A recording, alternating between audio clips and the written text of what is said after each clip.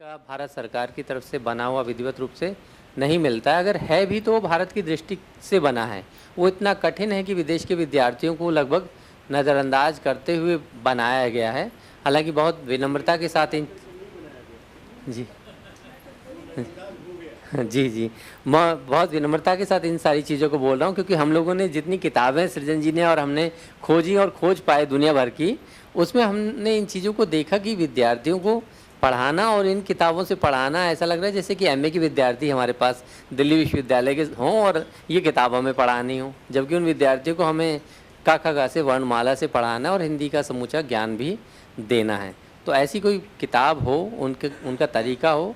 Japan में JLPT है, Korea में है, यूरोप में सीएफआर का मॉडल है। हर जगह भाषा शिक्षण का एक मॉडल होता है जिसे विदेश के विद्यार्थियों को पढ़ाने के लिए वर्षों की मेहनत से बनाया जाता है। एक ऐसा मॉड्यूल होता है, ऐसा तरीका होता है कि कौन सी चीज़ सबसे सरल है, सबसे पहले क्या पढ़ाना है, उसके बाद क्या पढ़ाना है। तो इतनी माथापच्ची करने के बाद हमें पता चला कि हमारी किताब अभी जो हम चाह रहे थे कि आज उसका विमोचन हो, उसका विमोचन आज ना करके हम उसमें संशोधन करें, संशोधन मांगें, सुझाव मांगें और उसी सुझाव के अंतर्गत कि आप कितने हम लोगों से अपने सुझाव साझा करते हैं। और आज के कार्यक्रम में तो ये एक ड्राफ्ट है हमारी किताब का जो अभी सभी लोग दिखाएंगे। मैं चाहता हूँ थोड़ा सा ये एक लोकार्पण तो जैसा तो नहीं, लेकिन किताब का अगर ये मुख्य पृष्ठ आप सभी साझा कर पाएँ कि ये किताब का पहला पन्ना सा है, 3 है इसमें सर और सबके साथ मिलकर बस जी, किताब का लोकार्पण नहीं, ड्राफ्ट का लोकार्पण, जैसा कि हमने ये किताब इतनी हाँ शीर्षक का, किताब के मुख्य पृष्ठ का, किताब का, कि इस किताब को हम लोग बना रहे हैं और चाह रहे हैं कि ये किताब जी जी जी जी जी जी विधिवत रूप से जी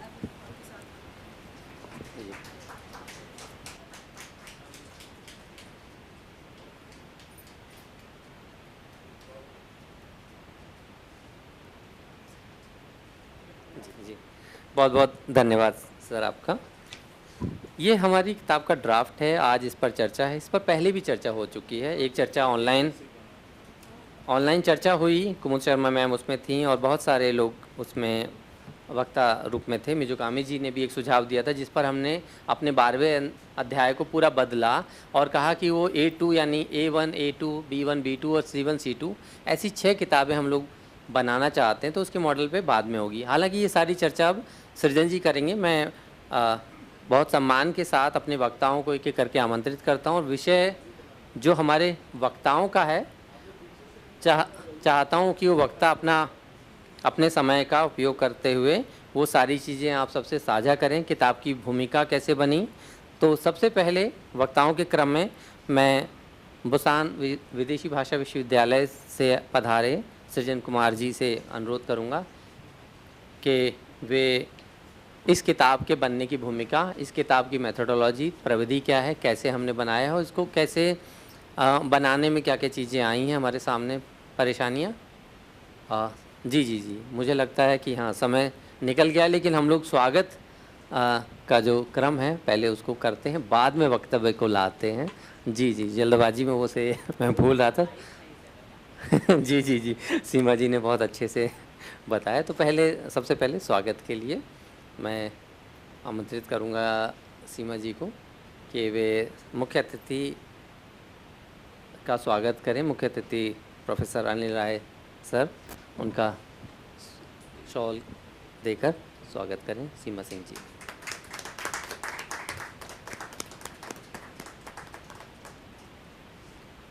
हमारे इस कार्यक्रम की अध्यक्षता कर रहे जापान के विद्वान तोमी मिजुकामी जी का स्वागत करने के लिए सीमा जी से ही आग्रह करूंगा कि वे तोमी मिजुकामी जी को शॉल अर्पित करके स्वागत करें। जी जी सामने सर।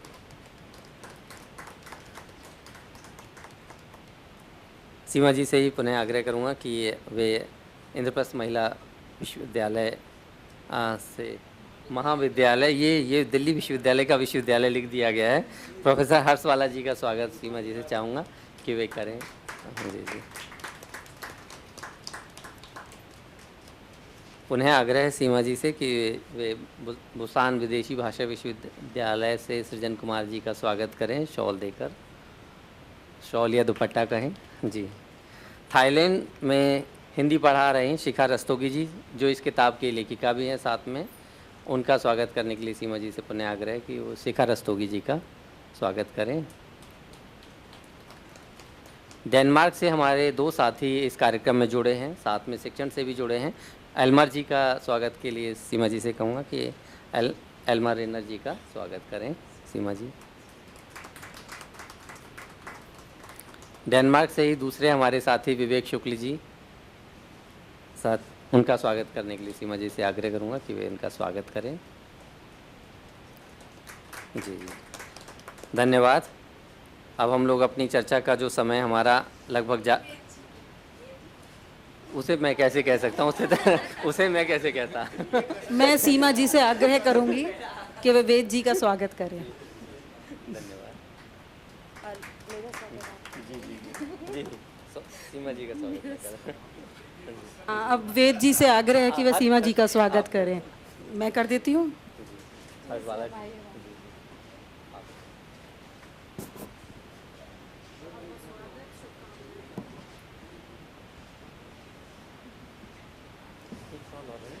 इस सत्र में बीना शर्मा आरंभ करता हूँ और सृजन जी से चाहूँगा कि वे इस किताब के बारे में जो भूमिका है अपना वक्तव्य देते हुए उसे बताएं सभी को। डॉक्टर सृजन कुमार जी।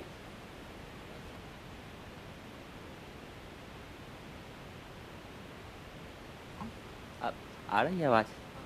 जी जी, फिर से धन्यवाद सर। सत्र में मौजूद सभी हिंदी प्रेमियों को सादर प्रणाम।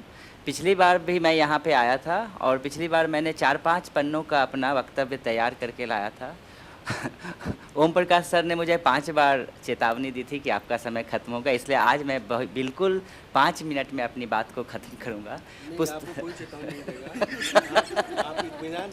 जी जी, इस बार तैयारी ही कम करके आया। ये कहिए कि इसलिए तैयारी कम करके आया। कोई नहीं, इस किताब पर चर्चा हो चुकी है और सर ने भी इसके बैकग्राउंड के बारे में अच्छी तरह से बता दिया है। हम चाहेंगे हम अपना वक्तव्य संक्षिप्त रखें और आप लोगों के प्रश्न हो, चाहे जो भी यहाँ पे टिप्पणी देंगे, उनके प्रश्नों के जवाब जब हम देंगे तब इस किताब को और अच्छी तरह से समझा जा सकेगा। तो किताब का शीर्षक है हिंदी 1। बहुत ही साधारण शीर्षक है हिंदी 1, इसलिए हमने रखा है कि हमारी ये योजना है कि हम इस तरह की 6 किताब बनाएंगे। हिंदी 1 से लेके हिंदी 6। हिंदी 1 और 2 प्राथमिक स्तर की पुस्तक होगी, हिंदी 3 और 4 माध्यमिक स्तर की पुस्तक होगी, हिंदी 5 और 6 उच्चतम स्तर की। अक्सर भाषा शिक्षण के क्षेत्र में इस तरह के 6 लेवल को निर्धारित करके 6 लेवल में ही शिक्षा दी जाती है। लेकिन मेरे वक्तव्य का शीर्षक है विदेशी विद्यार्थियों के लिए हिंदी शिक्षण की नई राह। इसलिए हमने चुना क्योंकि इस तरह की पहली अपने तरह की ये किताब है जिसे CEFR के तर्ज पे लिखा गया है। तो मैंने अपना परिचय दिया नहीं, सर ने दिया था। मेरा नाम सृजन है और मैं बुसान विदेशी भाषा विश्वविद्यालय में पिछले 10 वर्षों से हिंदी शिक्षण का कार्य कर रहा हूँ। और इस किताब को लिखने के पहले वेद सर से मेरी इस किताब पर कई बार चर्चा हो चुकी थी कि कभी हम इस तरह की किताब बनाएंगे, और वैश्विक हिंदी परिवार के सहयोग से हमें ये मौका मिला और पिछले 1 साल से हम इस पर लगे हुए हैं। तो मैं इसकी कॉमन यूरोपियन फ्रेमवर्क ये है, यूरोप की सभी भाषाओं के लिए एक तय किया गया है कि भाषा शिक्षण इस तरह से करना है, तो इसे बाकी देश अपने मॉडल के रूप में इसे लेते हैं। तो मैं इस किताब के बारे में ओवरऑल बताऊंगा और किताब के एक चैप्टर के ऊपर शिखा मैडम अपना प्रेजेंटेशन देंगी। तो यह किताब जो है विदेशी विद्यार्थियों के साथ साथ अहिंदी भाषी छात्रों के लिए भी बनाई गई है। 6 देशों के 7 प्रोफेसर, नाम बहुत छोटे हैं वहाँ पे, मैं उनका नाम एक बार ज़रूर दोहराना चाहूँगा यहाँ पे। सोन यनु है जो कि दक्षिण कोरिया से हैं, मेरे साथ पढ़ाती हैं बुसान विश्वविद्यालय में, बुसान विदेशी भाषा विश्वविद्यालय में, वो हैं। उसके साथ संध्या सिंह है, सिंगापुर से हैं। कुसुम नैप्सिक मैडम है, ये अमेरिका से हैं। शिखा रस्तोगी मैडम थाईलैंड से। यूरी बोत्विकिन सर हैं, वो यूक्रेन से हैं। मैं और वेद प्रकाश सर जापान से। हम सबों ने पिछले 1 साल से इस किताब पर काम किया है और किताब के पहला ड्राफ्ट हमने तैयार किया और अभी 4-5 प्राध्यापकों और विद्वानों की टिप्पणियों के साथ उस पर संशोधन का काम चल रहा है। ये किताब अभी जो आप देख रहे हैं ये पूरी नहीं हुई है, इस पर 3-4 महीने और लगेंगे। हम आपके सारे सुझावों को उसमें सम्मिलित करने की कोशिश करेंगे। तो हमारी किताब जो है 2 भागों में बटी हुई है। पहला भाग जो है उसमें 2 अध्याय हैं। ये अध्याय वर्णमाला, पहला अध्याय जो है वर्णमाला और मात्राओं पर केंद्रित है, जबकि दूसरा अध्याय शब्द निर्माण के नियम, संयुक्त व्यंजन और उच्चारण के नियम को समझाते हुए ये पहला हिस्सा वर्णमाला को पूरा करता है। दूसरे भाग में अगर आप देखें तो 10 अध्याय है, जिसमें सभी अध्याय एक जैसे तर्ज पे लिखे गए हैं। इसमें संवाद है, संवाद आधारित व्याकरण जो है उस पर चर्चा की गई है। व्याकरण के आधार पर फिर अभ्यास है, फिर भाषा के 4 कौशल पढ़ना, लिखना, सुनना, बोलना को समझाया गया है। उसके बाद स्वमूल्यांकन और अंत में सांस्कृतिक नोट्स दिए गए हैं। और उसके बाद पूरे अध्याय में जितने भी शब्दावली आए हैं उसे हमने अंत में डाला है। तो इस तरह से ये संरचना है हमारे किताब की, पुस्तक की।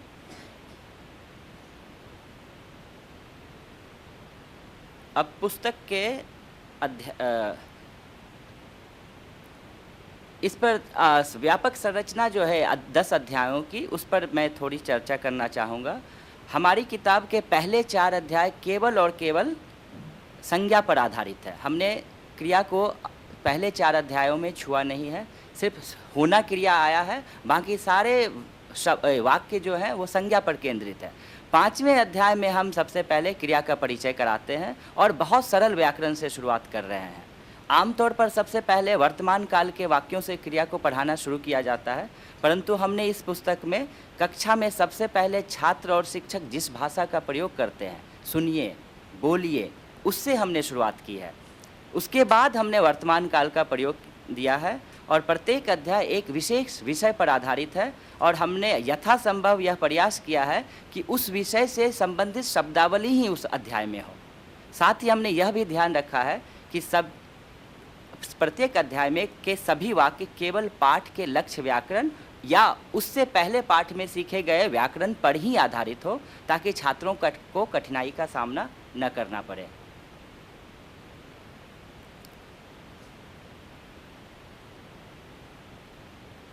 यह किताब जो है, इसकी सबसे बड़ी विशेषता यह है कि यह CEFR के स्तरों के अनुरूप विदेशी विद्यार्थियों के लिए हिंदी शिक्षण की अपने तरह की पहली पुस्तक है। हालांकि कोरिया में इस तरह की पाठ्यपुस्तक का निर्माण हुआ है, मैंने 3 किताबें लिखी है, लेकिन वो किताबें सिर्फ और सिर्फ कोरियाई छात्रों को ध्यान में रखकर तैयार की गई थी। वैश्विक हिंदी परिवार की हिंदी 1, हिंदी 1 किसी देश विशेष के विद्यार्थियों के बदले सभी विदेशी तथा अहिंदी भाषी विद्यार्थियों को ध्यान में रखकर तैयार की जा रही है। इसमें संवाद आधारित शिक्षण पद्धति को अपनाया गया है और चारों भाषाई कौशल, लिखना, सुनना, बोलना और पढ़ना पर समान ध्यान दिया गया है। साथ ही संस्कृति और स्वमूल्यांकन को भी इसमें शामिल किया गया है और कठिनाई के स्तर को क्रमिक रूप से बढ़ाया गया है ताकि विद्यार्थी सहजता से आगे बढ़ सके। इस पुस्तक को लिखने इसमें 1 साल लगने का कारण इसके चुनौतियां हैं, जिसका समाधान भी हमने किया है। तो सबसे बड़ी जो चुनौती थी वो है अलग अलग देशों के प्रोफेसरों के समय क्षेत्र का अंतर, व्यस्त शैक्षणिक कार्यक्रम, जिसके कारण हमारा काम बहुत ही धीमी गति से आगे बढ़ा। आप लोगों को मैं बता दूं, हमारी रोज़ इसकी मीटिंग भारत के समय के अनुसार 7 बजे होती थी, लेकिन 7 बजने का मतलब कोरिया में 10:30 बजना है और 10:30 बजे से अगर हम बैठते थे तो 12:30-1 बजे तक हमारी बैठक चलती थी। मेरा और वेद सर का समय सेम है, तो हम लोग 10 से 12 या कभी कभी 1 बजे तक चर्चा करते थे। कुसुम मैडम के लिए ये था कि वो उठती थी और हमारी बैठक में आती थी, क्योंकि अमेरिका का टाइम जो है, तो ये बहुत हमारे लिए मुश्किल काम था। लेकिन फिर भी हमने सामूहिक प्रयास और समर्पण के कारण 1 वर्ष लगा, लेकिन हमने पहला ड्राफ्ट तैयार किया है इस किताब का। इसके साथ सैद्धांतिक परिप्रेक्ष्य को देखें तो विदेशी भाषा की पाठ्यपुस्तक लिखते समय कुछ महत्वपूर्ण बिंदुओं पर ध्यान देना आवश्यक होता है। सांस्कृतिक प्रासंगिकता, संचार केंद्रित दृष्टिकोण, क्रमिक कठिनाई स्तर, व्याकरण और प्रयोग का संतुलन, अभ्यास और स्वमूल्यांकन की व्यवस्था तथा दृश्य सामग्री और उदाहरण की विविधता, ये सभी तत्व एक सफल पाठ्यपुस्तक की नींव होते हैं। हमने अपनी किताब में इन सभी को समाहित करने का प्रयास किया है। प्राथमिक स्तर की पाठ्यपुस्तक का निर्माण आमतौर पर किसी भी भाषा की सर्वाधिक आवृत्ति वाले व्याकरण और शब्दों से किया जाता है और उन शब्दों और व्याकरणों का चुनाव कॉर्पस आधारित शोध से किया जाता है। चूँकि हिंदी में वैसी कोई लिस्ट अभी तक उपलब्ध नहीं है, तो हमने दूसरी भाषाओं के प्राथमिक स्तर के शब्दों और व्याकरणों को देखकर अपनी किताब के लिए व्याकरण और शब्दों का चुनाव किया है। पुस्तक का क्या योगदान है, इसके बारे में अगर संक्षेप में बताऊं तो हमारी पुस्तक हिंदी भाषा के शिक्षण में एक नया मानक स्थापित करने का प्रयास है। यह विदेशी विद्यार्थियों को सरल और व्यवस्थित मार्गदर्शन देगी। इसमें व्याकरण और प्रयोग का संतुलित संयोजन है और साथ ही संस्कृति और भाषा दोनों का परिचय कराने का प्रयास किया गया है। अंत में मैं यही कहना चाहूँगा कि हिंदी एक विदेशी व अहिंदी भाषी विद्यार्थियों के लिए हिंदी सीखने का पहला CEFR आधारित प्रयास है। तमाम कठिनाइयों के बावजूद हमने इसे सफलतापूर्वक पूरा किया और भविष्य में इस तरह की 6 पाठ्य पुस्तकों का हम निर्माण करेंगे। आप सबों से उसमें हम भरपूर योगदान और आपके इनकरेजमेंट, सहयोग सबकी आशा करते हैं। इसी के साथ मैं अपनी बात को समाप्त करता हूँ। धन्यवाद। बहुत बहुत धन्यवाद सृजन जी। बहुत संक्षेप में हम लोगों की जो पूरी की पूरी पूर्व पीठिका है उसको इतने कम समय में समझाने की कोशिश की। शायद दृश्यों से कुछ चीज़ें आई हों। आपके अगर कोई सवाल होंगे तो भी हम लोग उन सवालों को लेते हुए जो बातें रह गई हैं उनको शामिल करने की कोशिश करेंगे। अब मैं किताब के भीतर की जो अंतर्वस्तु है उसको कैसे पढ़ाना है। दरअसल इस किताब का जन्म तो इस तरीके से हुआ कि हम दोनों लोग ही, सृजन जी के सामने उतनी कठिनाई नहीं थी जो मेरे सामने थी कि मैं भारत से दिल्ली विश्वविद्यालय विद्यार्थियों को हिंदी ऑनर्स पढ़ाते हुए और हिंदी की जो कक्षाएं सामान्य उसके बाद ओसाका विश्वविद्यालय गया तो देखा कि मेरे सामने तो ऐसी कोई किताब और ऐसे कोई पाठ्यक्रम नहीं है। मैं जो भी मन में आता था 1 साल पढ़ाता था और सोचता था इस साल जो पढ़ाया अगले साल उससे कुछ बेहतर पढ़ाऊँ। फिर लगा कि कोई किताब होनी चाहिए। जापानी अध्यापक अपनी किताब लेकर जाते हैं, वो जापानी में है, ना मैं उसे पढ़ सकता हूँ ना मैं पढ़ा सकता हूँ। तो कोई किताब हो, इस तरीके से तो जन्म हुआ ही। साथ में वैश्विक हिंदी परिवार की जो कक्षाएं ऑनलाइन हमने 2024 में अक्टूबर से शुरू की, उस पर सत्र भी है हमारा 11 तारीख को। हमने सोचा कि उसमें 12 महीने में 12 अध्याय इस तरीके से पढ़ाए जाएं, या कोई विद्यार्थी उस किताब को यूं ही अगर अपने आप भी बिना अध्यापक की मदद से पढ़ता है, क्या वो हिंदी सीख सकता है। तो हमने इस किताब को इतना सरल रखने की कोशिश की है।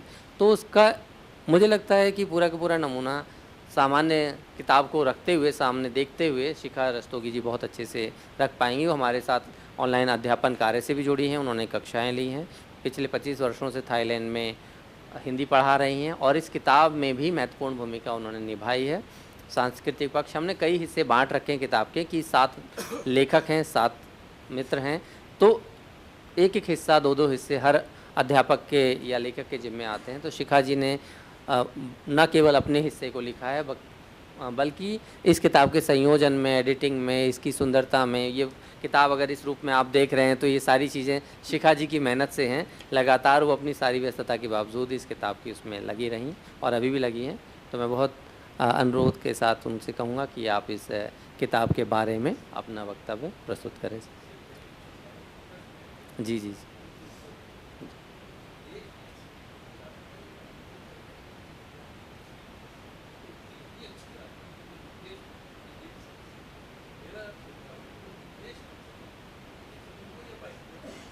वो सब अंग्रेजी में होगा, वो बायलिंगुअल होगा। बायलिंगुअल है दोनों जी।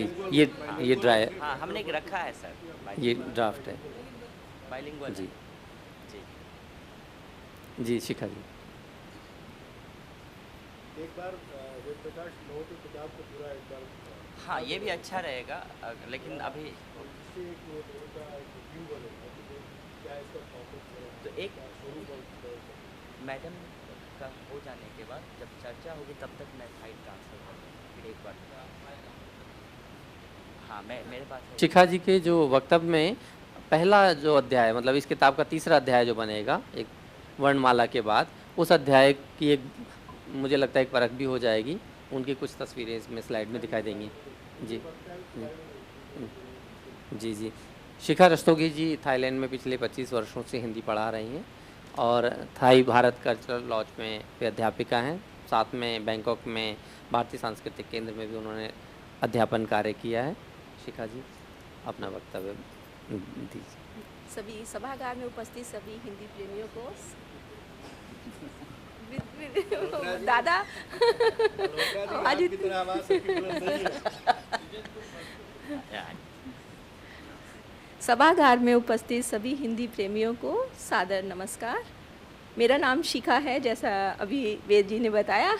मैं थाई भारत सांस्कृतिक आश्रम में पिछले 25 वर्षों से हिंदी सिखा रही हूँ और साथ ही ICCR में हिंदी सिखाती हूँ। और वहाँ एक CBSE का एक ही स्कूल है पूरे थाईलैंड के अंदर, उसमें मैं हिंदी समझ लीजिए हेड ऑफ डिपार्टमेंट हूँ। जैसा कि सृजन जी ने अभी पुस्तक की संरचना और निर्माण प्रक्रिया के बारे में विस्तार से प्रकाश डाला, यह पुस्तक विशेष है क्योंकि ये पहली बार CEFR स्तरों के अनुरूप हिंदी शिक्षण सामग्री प्रस्तुत कर रही है। अब मैं इस प्रस्तुति के माध्यम से आपको ये बताना चाहूँगी कि ये पाठ्यक्रम विदेशी हिंदी विद्यार्थियों के लिए कैसे उपयोगी होगा, CEFR ढांचे के अनुरूप वो कैसे कार्य करेगा। वैश्विक हिंदी परिवार की यह पहल केवल एक किताब नहीं बल्कि एक संगठित भाषा शिक्षण ढांचा है जो अंतर्राष्ट्रीय मानकों के अनुरूप है। अब मैं पुस्तक के मुख्य शिक्षण ढांचे की बात करूंगी। पुस्तक का दूसरा भाग, जैसा कि सृजन जी ने बताया कि हमारी पुस्तक 2 भागों में विभाजित है। पहला भाग जो है वो वर्णमाला और हमारी वर्णमाला से संबंधित है, और दूसरा जो हमारा है भाग जहाँ वो अध्याय 3 से शुरू होता है।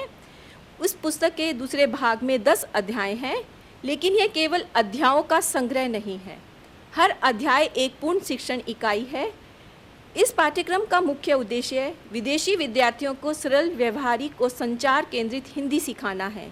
यहाँ भाषा को केवल अध्ययन का विषय नहीं बल्कि संप्रेषण का सशक्त माध्यम माना गया है। जैसा कि आप पिक्चर में देख रहे हैं, नमस्ते, आप देख रहे हैं कि 2 व्यक्ति आपस में बात कर रहे हैं, संवाद प्रणाली। तो हमारा जो अगला है वह हमारा संवाद पर आधारित है। हमने संवाद में हिंदी भी रखा है और अंग्रेजी भी रखा है। विदेशी विद्यार्थियों के सामने हिंदी सीखते समय मुख्य रूप से 3 चुनौतियां सामने आती हैं। जैसा कि मैं थाई विद्यार्थियों को सिखाती हूँ तो उनके सामने बोलने की समस्या आती है, तो नई लिपि होती है, सही उच्चारण की समस्या होती है और वाक्य संरचना कैसे बनाई जाए ये समस्या रहती है। इस पाठ्यक्रम में इन सभी को क्रमिक और संतुलित ढंग से प्रस्तुत किया गया है। चारों कौशल, पढ़ना, लिखना, उसके बाद लिखना के बाद सुनना और बोलना, इस क्रम में हमने हम हर अध्याय को इसी क्रम में हमने रखा है। अपने शिक्षण अनुभव से मैं कह सकती हूँ कि यह क्रम विद्यार्थियों का आत्मविश्वास बढ़ाता है। CFR का मूल सिद्धांत है भाषा का प्रयोग।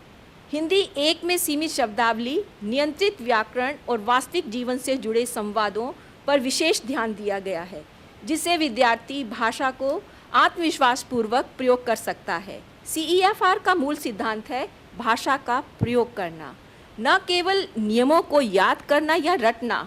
इस सिद्धांत को ध्यान में रखते हुए हिंदी एक में हमारी जो भाषा है उस भाषा की कठिनाई धीरे धीरे बढ़ती है। शब्दावली सीमित और नियंत्रित रखी गई है और विद्यार्थी पर अनावश्यक भार नहीं डाला गया है। आप देखिए इसमें जो भी हमने दिया है वो बिल्कुल आसान शब्दों में छोटे छोटे वाक्यों के रूप में प्रस्तुत किया है। ये पाठ्यक्रम सीखने वाले को केंद्र में रखकर बनाया गया है। हर अध्याय एक संपूर्ण लर्निंग साइकिल के रूप में कार्य करता है। सीखना, अभ्यास करना और आत्ममूल्यांकन। हिंदी एक केवल एक पुस्तक नहीं बल्कि एक स्ट्रक्चर लर्निंग पाथवे है। जैसा कि आप स्लाइड में देख सकते हैं कि पार्ट 2 में कुल 10 अध्याय हैं। हर अध्याय भाषा शिक्षण के सभी आवश्यक तत्वों को समाहित करता है। यह एक पूर्ण शिक्षण इकाई के रूप में विकसित किया गया है। सबसे पहले मैंने आपको जो स्लाइड दिखाई थी, स्लाइड 2, उसमें संवाद था। हर अध्याय की शुरुआत हमने संवाद से की। इसका उद्देश्य यह है कि विद्यार्थी पहले भाषा को सुने, और बोलें। उसके बाद अपने नियमों को बताएं, नियमों को समझें। जो हमने पहले संवाद में प्रस्तुत किया उसे ही हमने अपने अभ्यास कार्य में दिया है। आप पिक्चर के साथ देख सकते हैं हमारा जो अभ्यास कार्य समाप्त होता है। अब हमारा अभ्यास, हाँ ये व्याकरण है हमारा, ये व्याकरण है। देखिए पहले हमारा संवाद था, संवाद के बाद हमारा व्याकरण। व्याकरण को छोटे छोटे वाक्यों के माध्यम से हमने प्रस्तुत किया, हाँ और जी के माध्यम से, कि कैसे विद्यार्थी अपने उत्तर दे सकता है। उसके बाद पिक्चर के माध्यम से हमने उसे अभ्यास कराया कि वह बात कर सके। उसी के साथ हमने अभ्यास कार्य दिया है। अब हमारा पहला जो भाषा कौशल शुरू होता है, पढ़ना।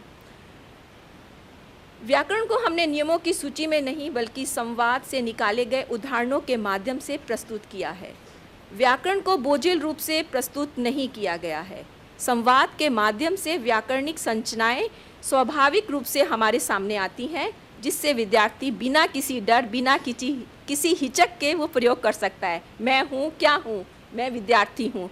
इस तरह से हमने विद्यार्थी के एक छोटे छोटे वाक्य, क्या आप विद्यार्थी हैं, क्या का हमने प्रयोग कराया। उसने उत्तर दिया, हाँ मैं विद्यार्थी हूँ, हाँ मैं डॉक्टर हूँ, हाँ मैं मैनेजर हूँ। क्योंकि जो विदेशी विद्यार्थी हैं वो बोलचाल की भाषा पर ज़्यादा जोर देते हैं, तो बोलचाल की भाषा को हमने अपने इस किताब के अंदर, पुस्तक में संरचना दी है।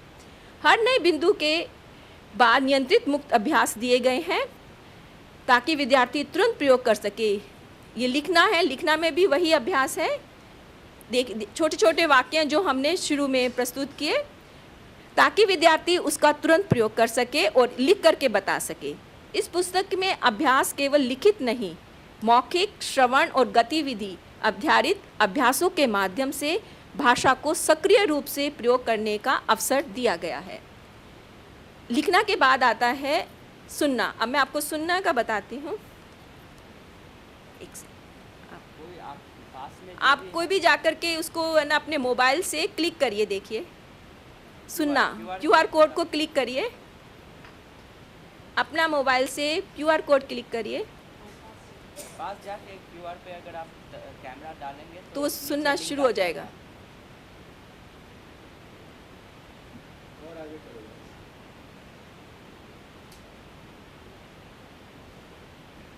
नीचे लिंक आया, हाँ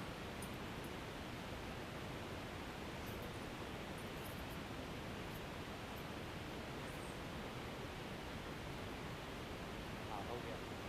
हाँ, अब आप देखिए, ऑन करिए उसे। हाँ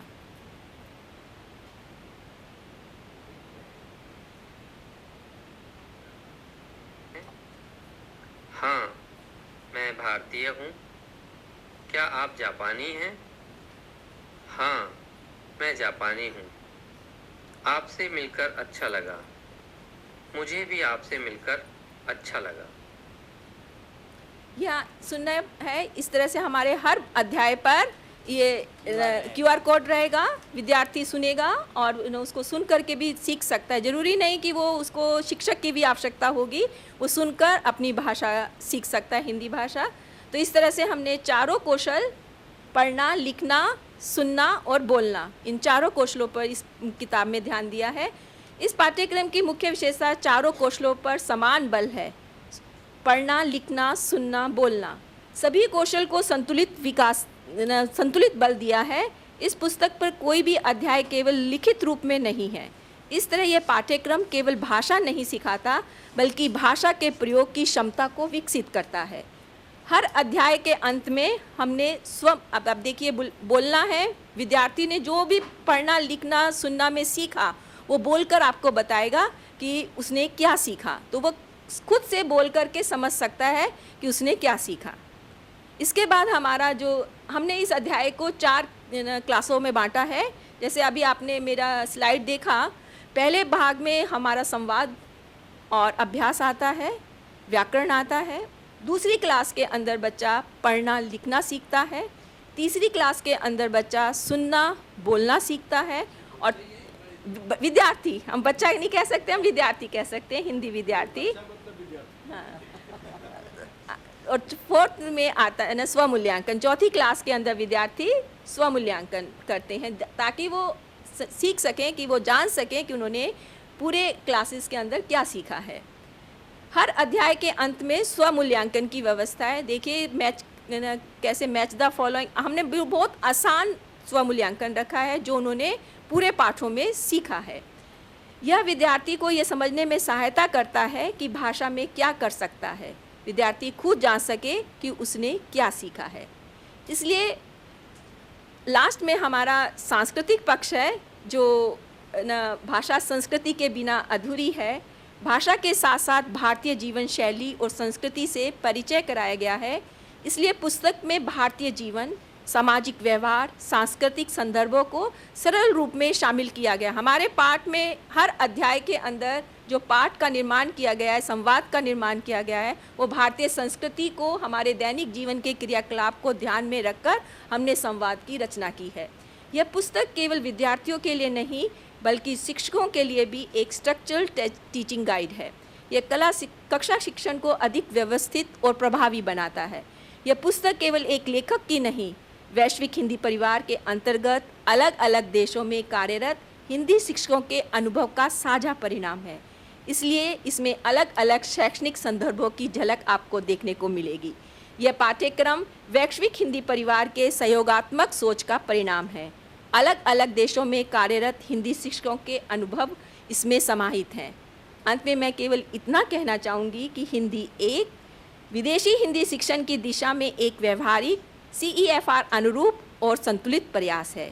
यह भाषा सीखने की प्रक्रिया को सरल, सहज और आत्मविश्वासपूर्ण बनाता है। मुझे सुनने के लिए और समय देने के लिए बहुत बहुत धन्यवाद। मैं इसी के साथ अपनी वाणी को विराम देती हूँ। बहुत बहुत धन्यवाद शिखा रस्त जी। जी जी जी जी सर।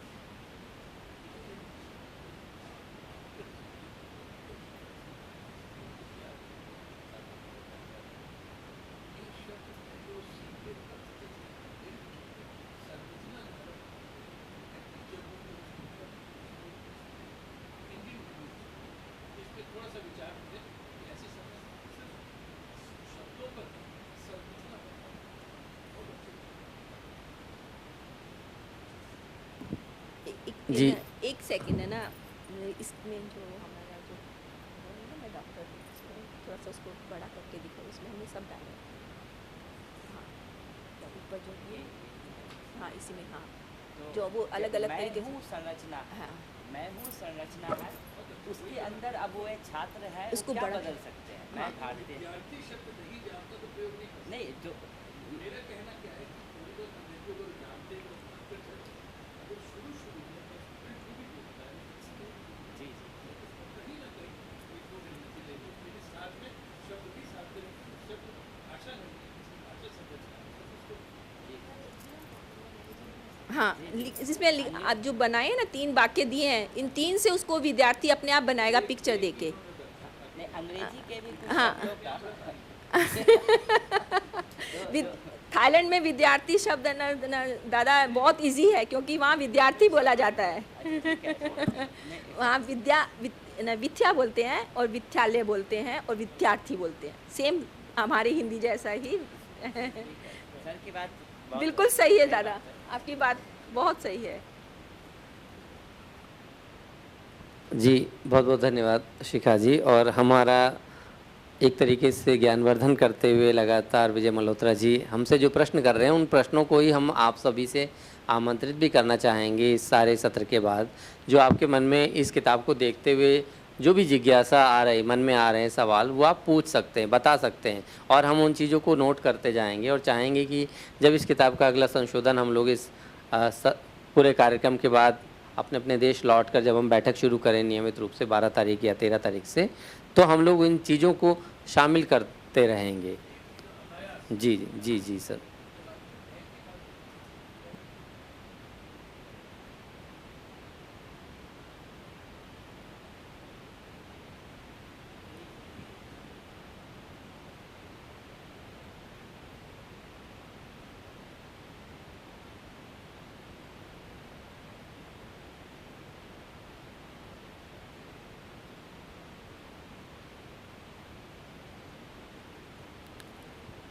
जी, जी।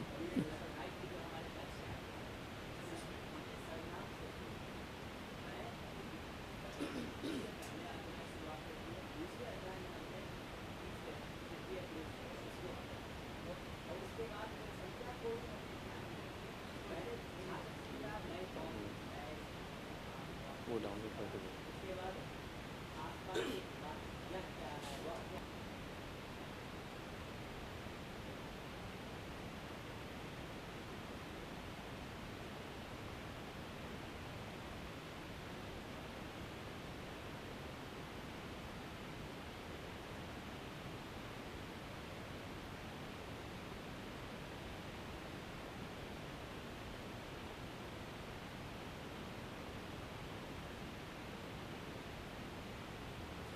मुझे लगता है किताब हम लोग ज़रूर आपके पास भेजेंगे ताकि पूरी विस्तार से चीज़ें आपके जो भी सुझाव हैं वो हमें मिल पाएँ, और अब जब तक सारे अध्याय नहीं देखेंगे तब तक हमारे प्रयास को नहीं समझ पाएंगे कि हमने उन सारी चीज़ों को शामिल किया है जो पहले प्राथमिक स्तर के विद्यार्थी, जिसको ए लेवल या A1 कहा जाए, उसके अनुरूप बनाया है या नहीं बनाया है। अगर कोई चीज़ रह गई है तो हमने उसे सोच विचार कर दूसरी किताब के लिए छोड़ा है, यानी हम उसे चाहते हैं A2 में आए, फिर उसके बाद में B1 B2 में आए, फिर C1 C2 में आए, यानी हमने 6 स्तरों में पूरे के पूरे हिंदी के पाठ्यक्रम को, जितने भी व्याकरण के हिस्से हो सकते हैं, जितनी भी अभिव्यक्तियाँ हो सकती हैं संभव, अगर उन 6 किताबों में भी कोई चीज़ छूट गई होगी तो आप हमें बताइएगा, क्योंकि कोई भी चीज़ हमेशा खुली रहनी चाहिए। कोई भी शिक्षा प्रणाली हो, कार्य हो, हम चाहेंगे कि हमारी किताबें अद्यतन होती रहें।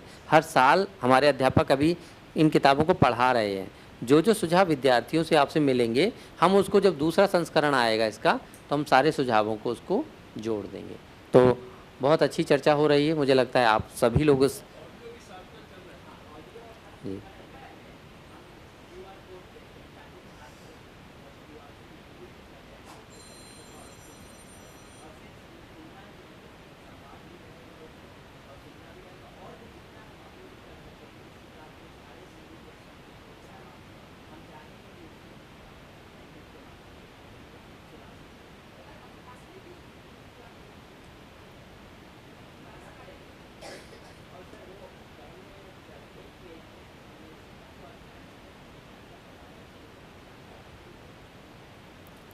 जी, तो आगे बातचीत के क्रम को आगे बढ़ाते हुए दिल्ली विश्वविद्यालय में इंद्रप्रस्थ महिला महाविद्यालय से प्रोफेसर हर्ष बालाजी ने हमें इस किताब को पढ़कर बहुत विस्तार से अपनी टिप्पणियाँ भेजी। उनका बहुत लंबा अनुभव है शिक्षण का, साथ में वो ये भी जानती हैं कि विदेशी विद्यार्थियों को पढ़ाना और भारतीय विद्यार्थियों को, जिनकी नेटिव भाषा हिंदी है, उनको पढ़ाने में कितना अंतर है, क्योंकि इस बात को समझाने में ही हमें बहुत अपना श्रम और समय लगाना पड़ता है कि विदेश में विदेशी विद्यार्थियों को हिंदी पढ़ाना कितना अलग हो सकता है। तो मैं बहुत विनम्रता के साथ प्रोफेसर हर्षवाला शर्मा जी से अनुरोध करूंगा कि वे अपना वक्तव्य इस किताब पर, अब टिप्पणियाँ सभी वक्ताएं बोलेंगे, तो आपसे अनुरोध है कि अपना वक्तव्य दें। बहुत बहुत धन्यवाद वेद जी। मैं 2 मिनट पहले अपने अनुभव को शेयर करूंगी और उसके बाद अपनी पूरी पर ही केंद्रित रखूंगी। लगभग 140 पृष्ठों की ये किताब जो मुझे भेजी गई थी, मैंने पूरी पुस्तक पढ़ी, तो इसलिए कुछ उसमें से अनुभव मैं आपसे साझा करूंगी। तो सबसे पहले प्रोफेसर तोमियो मिज़ोकामी, प्रोफेसर अनिल राय सर, वेद जी, एलमार, सृजन जी, बीना जी, शिखा जी, विवेक शुक्ल जी और प्रिय सीमा, आप सबको आभार व्यक्त करते हुए और जितने भी हिंदी प्रेमी सामने बैठे हैं सबको नमस्कार करते हुए मैं अपनी बात शुरू करती हूँ। 2014 में मुझे लुज़ैन विश्वविद्यालय स्विट्ज़रलैंड में पढ़ाने का मौका मिला और 2 वर्ष पहले मैं ड्यूक विश्वविद्यालय में कुछ समय के लिए वहाँ पर भी पढ़ाने के लिए गई। अब इन दोनों जी तो ये दोनों ही अनुभव मैं सिर्फ इसलिए बताना चाह रही हूँ कि जब मैं 2014 में लुज़ैन विश्वविद्यालय गई तो मेरे पास भी बिल्कुल वही समस्या आई कि पुस्तक कौन सी होगी और किसके माध्यम से पढ़ाया जाए। और ये सचमुच बहुत कठिन कार्य होता है, क्योंकि हमारे बोलने की गति भारत में जो है वो बहुत तीव्र है, और उसके बोलने की गति ही नहीं, शब्दों का इस्तेमाल भी जो है वो कभी कभी इतना तत्सम वृत्तिक हो जाता है कि हम कक्षा में पढ़ाते हुए उसी रॉ में, उसी फ्लो में बहते चले जाते हैं। और जब आप एक ऐसी जगह पर प्रवेश करते हैं जहाँ विद्यार्थियों की ये प्राथमिक भाषा नहीं है, वहाँ सबसे पहले उस फ्लो को कैसे रोकना है, ये सबसे बड़ी चुनौती होती है। 2014 में जब मैं गई तो पुस्तक क्योंकि कोई नहीं थी, और जो मुझे ला सांस पियरे जो किताब दी गई PN, तो वो पुस्तक क्योंकि अधिकांश हिस्सा उसका फ्रेंच में था, तो मैं कुछ हिस्सों से ही केवल परिचित हो सकती थी। और ऐसे में भारत सरकार द्वारा बनाए गए प्राज्ञ, प्रबोध और प्रवीण, ये जो 3 स्तर के जो वीडियोस बनाए गए हैं भारत सरकार द्वारा, उन्होंने उस समय, सृजन लगातार ऐसे ऐसे सर हिला रहे हैं कि नहीं नहीं ऐसा नहीं, लेकिन उन्होंने उस समय मुझे सहायता की। मैं इस किताब की पृष्ठभूमि पर आ रही हूँ, इसलिए वो बात कहना ज़रूरी है कि उन्होंने मुझे सहायता की, क्योंकि आपके पास आरंभिक सूत्र कुछ तो चाहिए जिसके आधार पर अपनी बात आप शुरू करेंगे।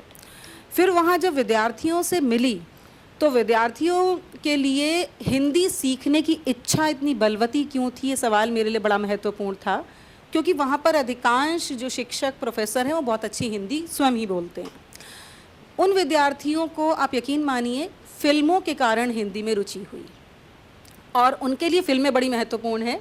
उनमें से एक विद्यार्थी थी सिल्विया, एक लोहियान।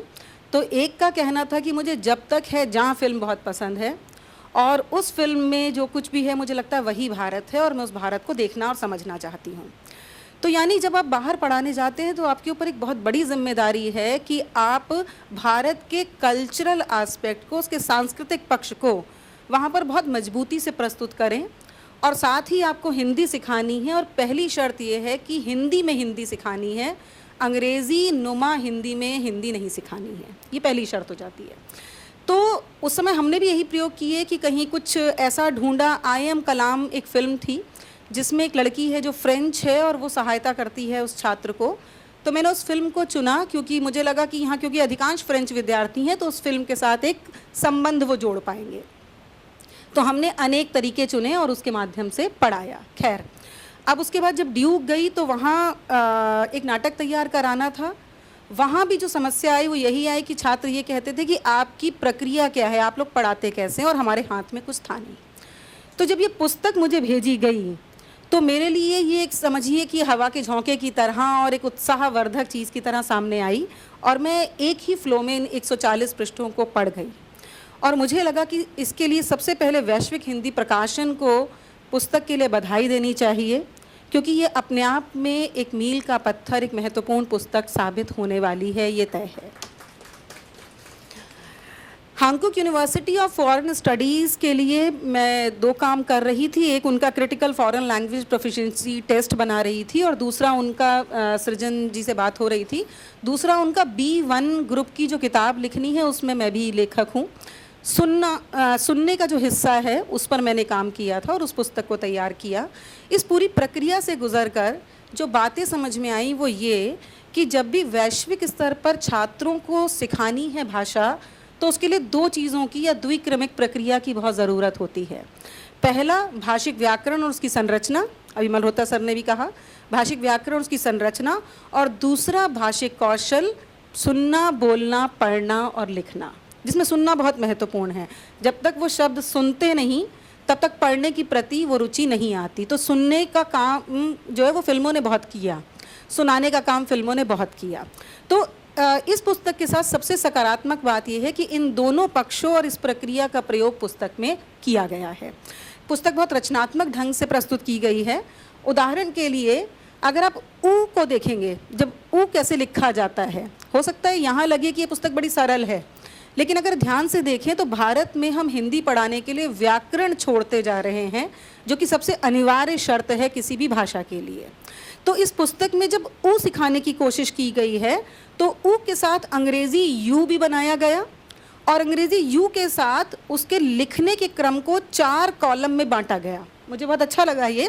पहले में वो इतना बनता है, दूसरे में थोड़ा और, तीसरे में थोड़ा और चौथे में जाके वो पूरा ऊ बन जाता है। और उसके बाद 3 कॉलम छोड़े गए हैं ताकि विद्यार्थी उसकी प्रैक्टिस कर सके। ये वो पिक्टोरियल फॉर्मूला है जो आजकल हम कक्षाओं में, प्राथमिक कक्षाओं में इंट्रोड्यूस तो करते हैं, लेकिन विदेशी छात्रों के लिए इस तरह से प्रस्तुत करना और साथ में अंग्रेजी से परहेज़ ना करते हुए उस साउंड के इक्वलेंट वॉवल को रखना, ये बड़ा महत्वपूर्ण था। तो ऐसा हर एक व्यंजन में और हर एक स्वर में किया गया है। तो जब क लिख रहे हैं तो के भी लिखा गया है, और ख लिख रहे हैं तो खा के साथ स्ट्रॉन्ग ब्रीथ को भी बताया गया है। तो ये जो एक प्रस्तुति है मुझे बहुत पसंद आई। दूसरा, जब व्यंजनों का अभ्यास किया गया तो व्यंजनों के अभ्यास में जो एस्पिरेटेड स्ट्रॉन्ग ब्रीथ जो शब्द होते हैं उनको भी साथ में अंग्रेज़ी में भी लिख के समझाया गया है, और उन व्यंजनों के सामने अंग्रेज़ी में लिख दिया गया कि ये एस्पिरेटेड है, जिनको हम अल्प प्राण और महाप्राण कहते हैं। तो अगर उसको अल्प प्राण महाप्राण के पैटर्न में समझाया जाए तो ये संभव नहीं होगा।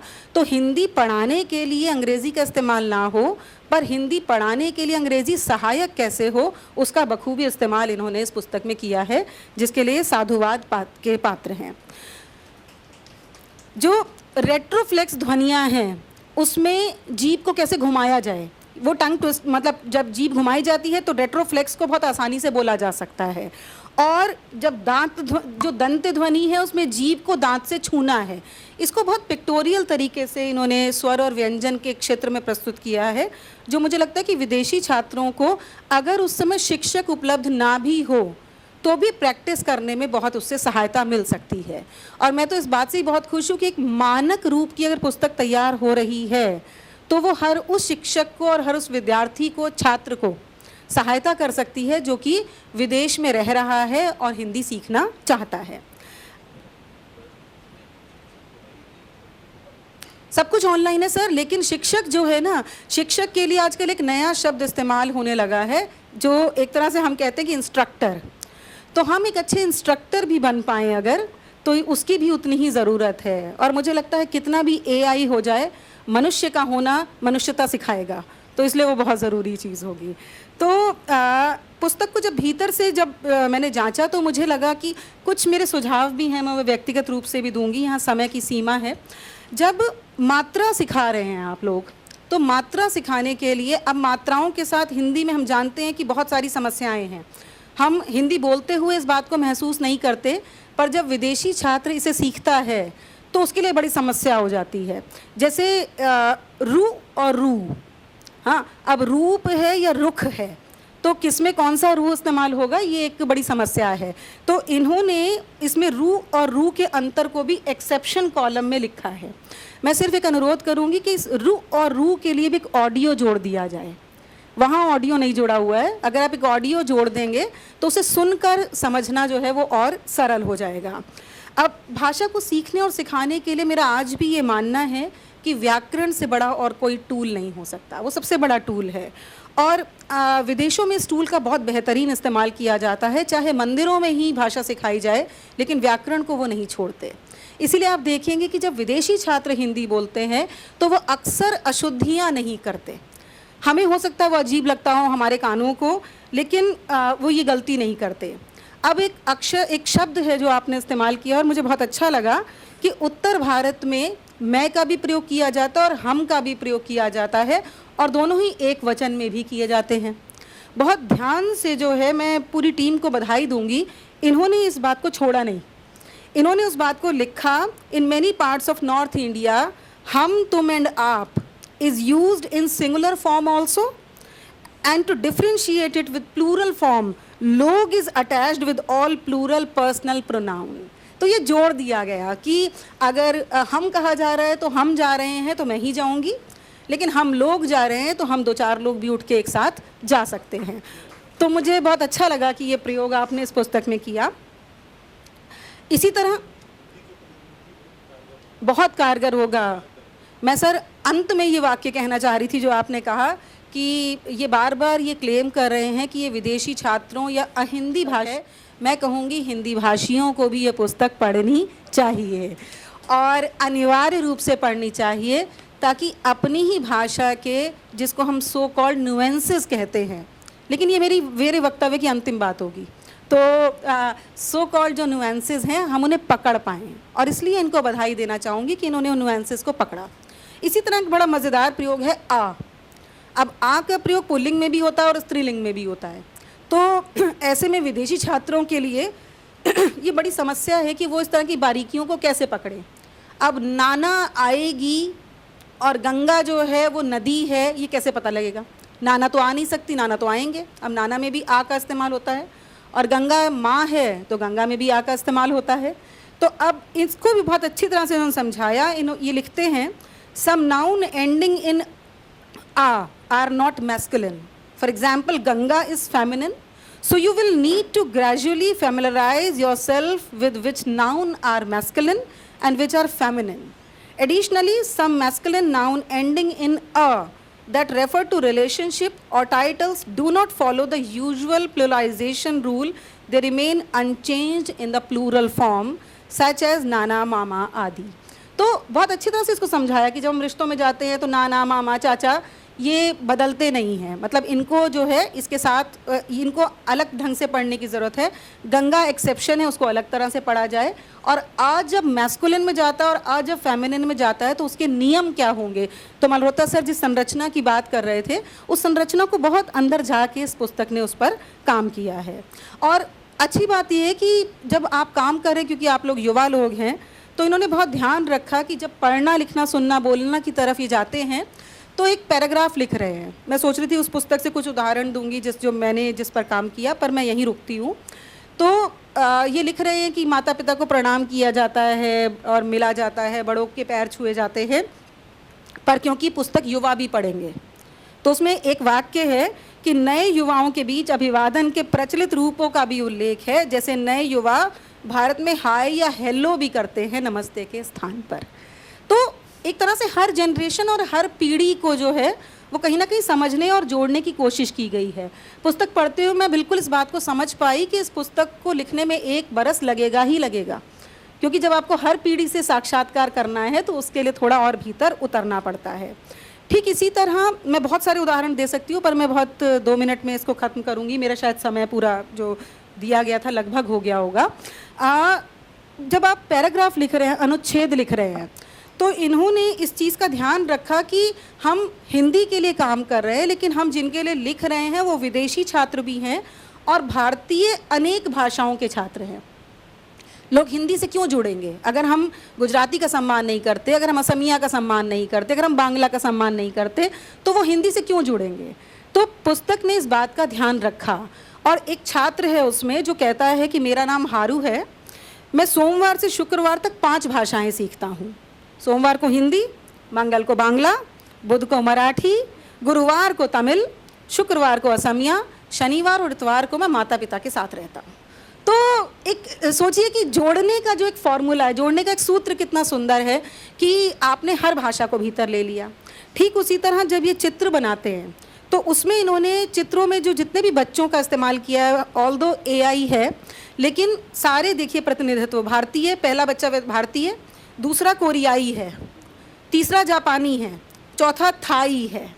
तो हर तरह का छात्र है वहाँ पर। आप जापान जाएंगे तो जापानी बच्चा क्यों पढ़ेगा हिंदी, वो आपकी हिंदी का विस्तार कर रहा है, आपकी दुनिया को, हिंदी को आकाश दे रहा है।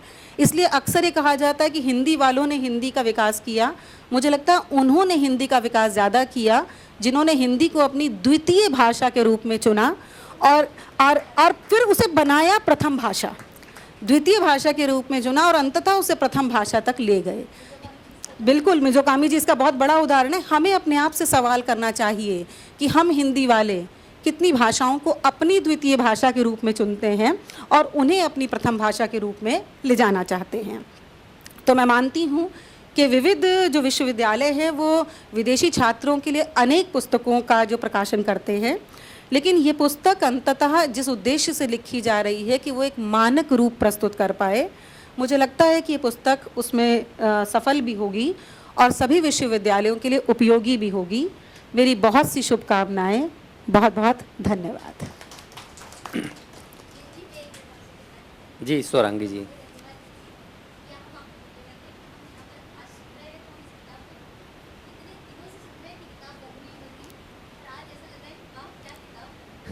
मैंने समय ज़्यादा नहीं लिया, मैं उम्मीद नहीं बिल्कुल नहीं, बहुत अच्छा लग रहा। जी स्वरांगी जी धन्यवाद। दरअसल हम लोग हर बैठक में इस किताब के बारे में थोड़ा सा बताते थे, लेकिन आज लग रहा है जैसे किताब का थोड़ा सा हम लोग मुखापेक्ष आपके सामने थोड़ा मुंह दिखा रहे हैं और कोशिश करेंगे कि कुछ ही दिनों बाद ये किताब PDF रूप में, संपूर्ण रूप में आपके पास प्रकाशित होकर आप सभी के पास किसी तरीके से ये किताब पहुँचे। जी, जी, जी। जी। हाँ, आप सबकी जो प्रशंसाएँ हैं वो मुँह दिखाई है, सर ने सही कहा। इस किताब को अगर 140 पन्ने हमने 1 साल में बनाए हैं, तो इसके एक-एक वाक्य पर, एक-एक शब्द पर जितना गौर किया है, उसको बदला है, आप सभी लोगों की राय और सभी जगहों से हमने पूछा है कि अगर हमने इस शब्द को, इस वाक्य को बनाया है, निर्मित किया है, तो इसमें अगर कोई दोष है, कोई कमी है, तो इन किताबों को भी देखा है, लोगों से भी बात की क्योंकि सारी चीज़ें किताबों में कई जगह उपलब्ध नहीं थी। तो हमने उन चीज़ों को बदला है। लगातार इस किताब को हम लोग अद्यतन कर रहे हैं, तो बहुत अच्छा लग रहा है। किताब बहुत अच्छे से हर्षवाला जी ने पढ़ी और बताया कि क्या-क्या चीज़ें हमने अच्छी जोड़ी। हम ये भी चाहेंगे कि हमें इस किताब में और क्या-क्या चीज़ें जोड़नी चाहिए, वो सुझाव भी बाद में हम लोग व्यक्तिगत रूप से बात करेंगे और बैठकों में आकर भी। जी, तो अब मैं किताब पर टिप्पणी करने के लिए अगले वक्ता के रूप में डेनमार्क से आए विवेक शुक्ल जी, जो आरोस विश्वविद्यालय में एसोसिएट प्रोफेसर हैं, उनसे विनम्र अनुरोध करूंगा कि वे इस किताब के बारे में कुछ बातें करें। और बहुत सालों से वो विदेशी विद्यार्थियों को हिंदी शिक्षण दे रहे हैं, पढ़ा रहे हैं, तो उनका अनुभव इस किताब से जोड़कर हमारे लिए बहुत महत्वपूर्ण होगा। विवेक शुक्ल जी। बहुत शुक्रिया विवेक भाई। अनिल जी, आप सबको बहुत नमस्कार। मेरा नाम विवेक है। मैं ओहूस यूनिवर्सिटी डेनमार्क में हिंदी पढ़ाता हूँ। उसके पहले जब मैं जेएनयू में स्टूडेंट था, तो 2005 जब मैं एमफिल का विद्यार्थी था, तब मैंने Hindi as a second language पढ़ाना शुरू किया था जेएनयू में, अपने सेंटर ऑफ इंडियन लैंग्वेजेस में। जो बात वेद शुरू में कह रहे थे कि जैसे वो यहाँ से गए, उन्होंने भाषा पढ़ानी शुरू की, वो समस्या हम सबके साथ आई है। जब मैंने पहली बार हिंदी पढ़ानी शुरू की थी 2005 में एमफिल के स्टूडेंट के तौर पे, तो मुझे लगता था कि मैं तो ग्रामर लिख रहा हूँ, क्योंकि मतलब मैं हर दिन क्लास का मुझे लगता है कि मैं मुझसे बड़ा विद्वान कोई है नहीं, क्योंकि मैंने ग्रामर डिकोड कर दिया हिंदी का, जो आज तक किसी ने किया नहीं है। 5-6 महीने मैं इस मुगालते और इस भ्रम में रहा, क्योंकि मैं रात में खुद नियम लिखता था, खुद से सोच के कि अच्छा ऐसे संज्ञा बदलेगी, ये ताती होगा, ये रहा रही होगा, लगभग वो अंग्रेज़ी के टेंस के नियमों को उल्टा करते हुए। तो मैं करीब 6 महीने इस मुगालते में रहा कि मैंने कुछ महान अद्वितीय काम कर दिया है। 6-8 महीने बाद एक सीनियर जो भी दिल्ली यूनिवर्सिटी में पढ़ाते हैं, प्रदीप जी, उन्होंने कहा कि रूपर्ट सिल की किताब देख लो, कंप्लीट हिंदी। तो मुझे बाद में मालूम चला कि नहीं किताबें लिखी गई हैं। तो अब मैं और सृजन लंच के टाइम इस बात पे बात भी कर रहे थे कि एक तो बात है कि लगभग आज की तारीख में सृजन अपवाद हैं, तो उनकी बात नहीं कहूँगा, लेकिन लगभग हर व्यक्ति जो हिंदी पढ़ा रहा है, उसके पास हिंदी भाषा को कैसे पढ़ाएं इसकी कोई ट्रेनिंग नहीं है। हम सब ने गलती करके पढ़ के लिख के सीखा है। सृजन इसलिए है कि उनकी पढ़ाई लिखाई कोरियन में है और उन्होंने ये बाकायदा उसको डिसिप्लिन की तरह सीखा है कि भाषा कैसे पढ़ाई जाए। तो एक तो समस्या ये है कि हम सब उस रास्ते के राही हैं कि हमने खुद से पढ़ के सीखा है। दूसरा तो अभी शायद हैदराबाद विश्वविद्यालय में उन्होंने एक कोर्स शुरू किया है, तो धीरे धीरे चीज़ें उस तरफ जा रही हैं, उम्मीद करता हूँ कि होगा। दूसरा कि इस किताब के बारे में बहुत सारी बातें जो कहनी थी वो हर्ष बालाजी ने ऑलरेडी मेंशन कर दी, तो सॉरी। लेकिन मैं कुछ बेसिक बातों से शुरू करता हूँ कि ये किताब क्यों महत्वपूर्ण है, उस किताब में क्या महत्वपूर्ण मुझे लगा पढ़ते हुए, और मैं वो उदाहरण छोड़ दूँगा जो हर्ष बालाजी ने जिनके बारे में बात कर दी है। एक तो ये है कि अगर आप देखेंगे कि हिंदी पढ़ाने के लिए क्या किताबें नहीं हैं, बिल्कुल किताबें हैं। मैं कम से कम 3-4 किताबों के नाम बता दूं। रूपर्ट सिल की कंप्लीट हिंदी बहुत शानदार किताब है। उषा जैन की introduction to Hindi grammar, advance Hindi grammar, बहुत अच्छी किताबें हैं जो यूसी बर्कली से छपी हैं।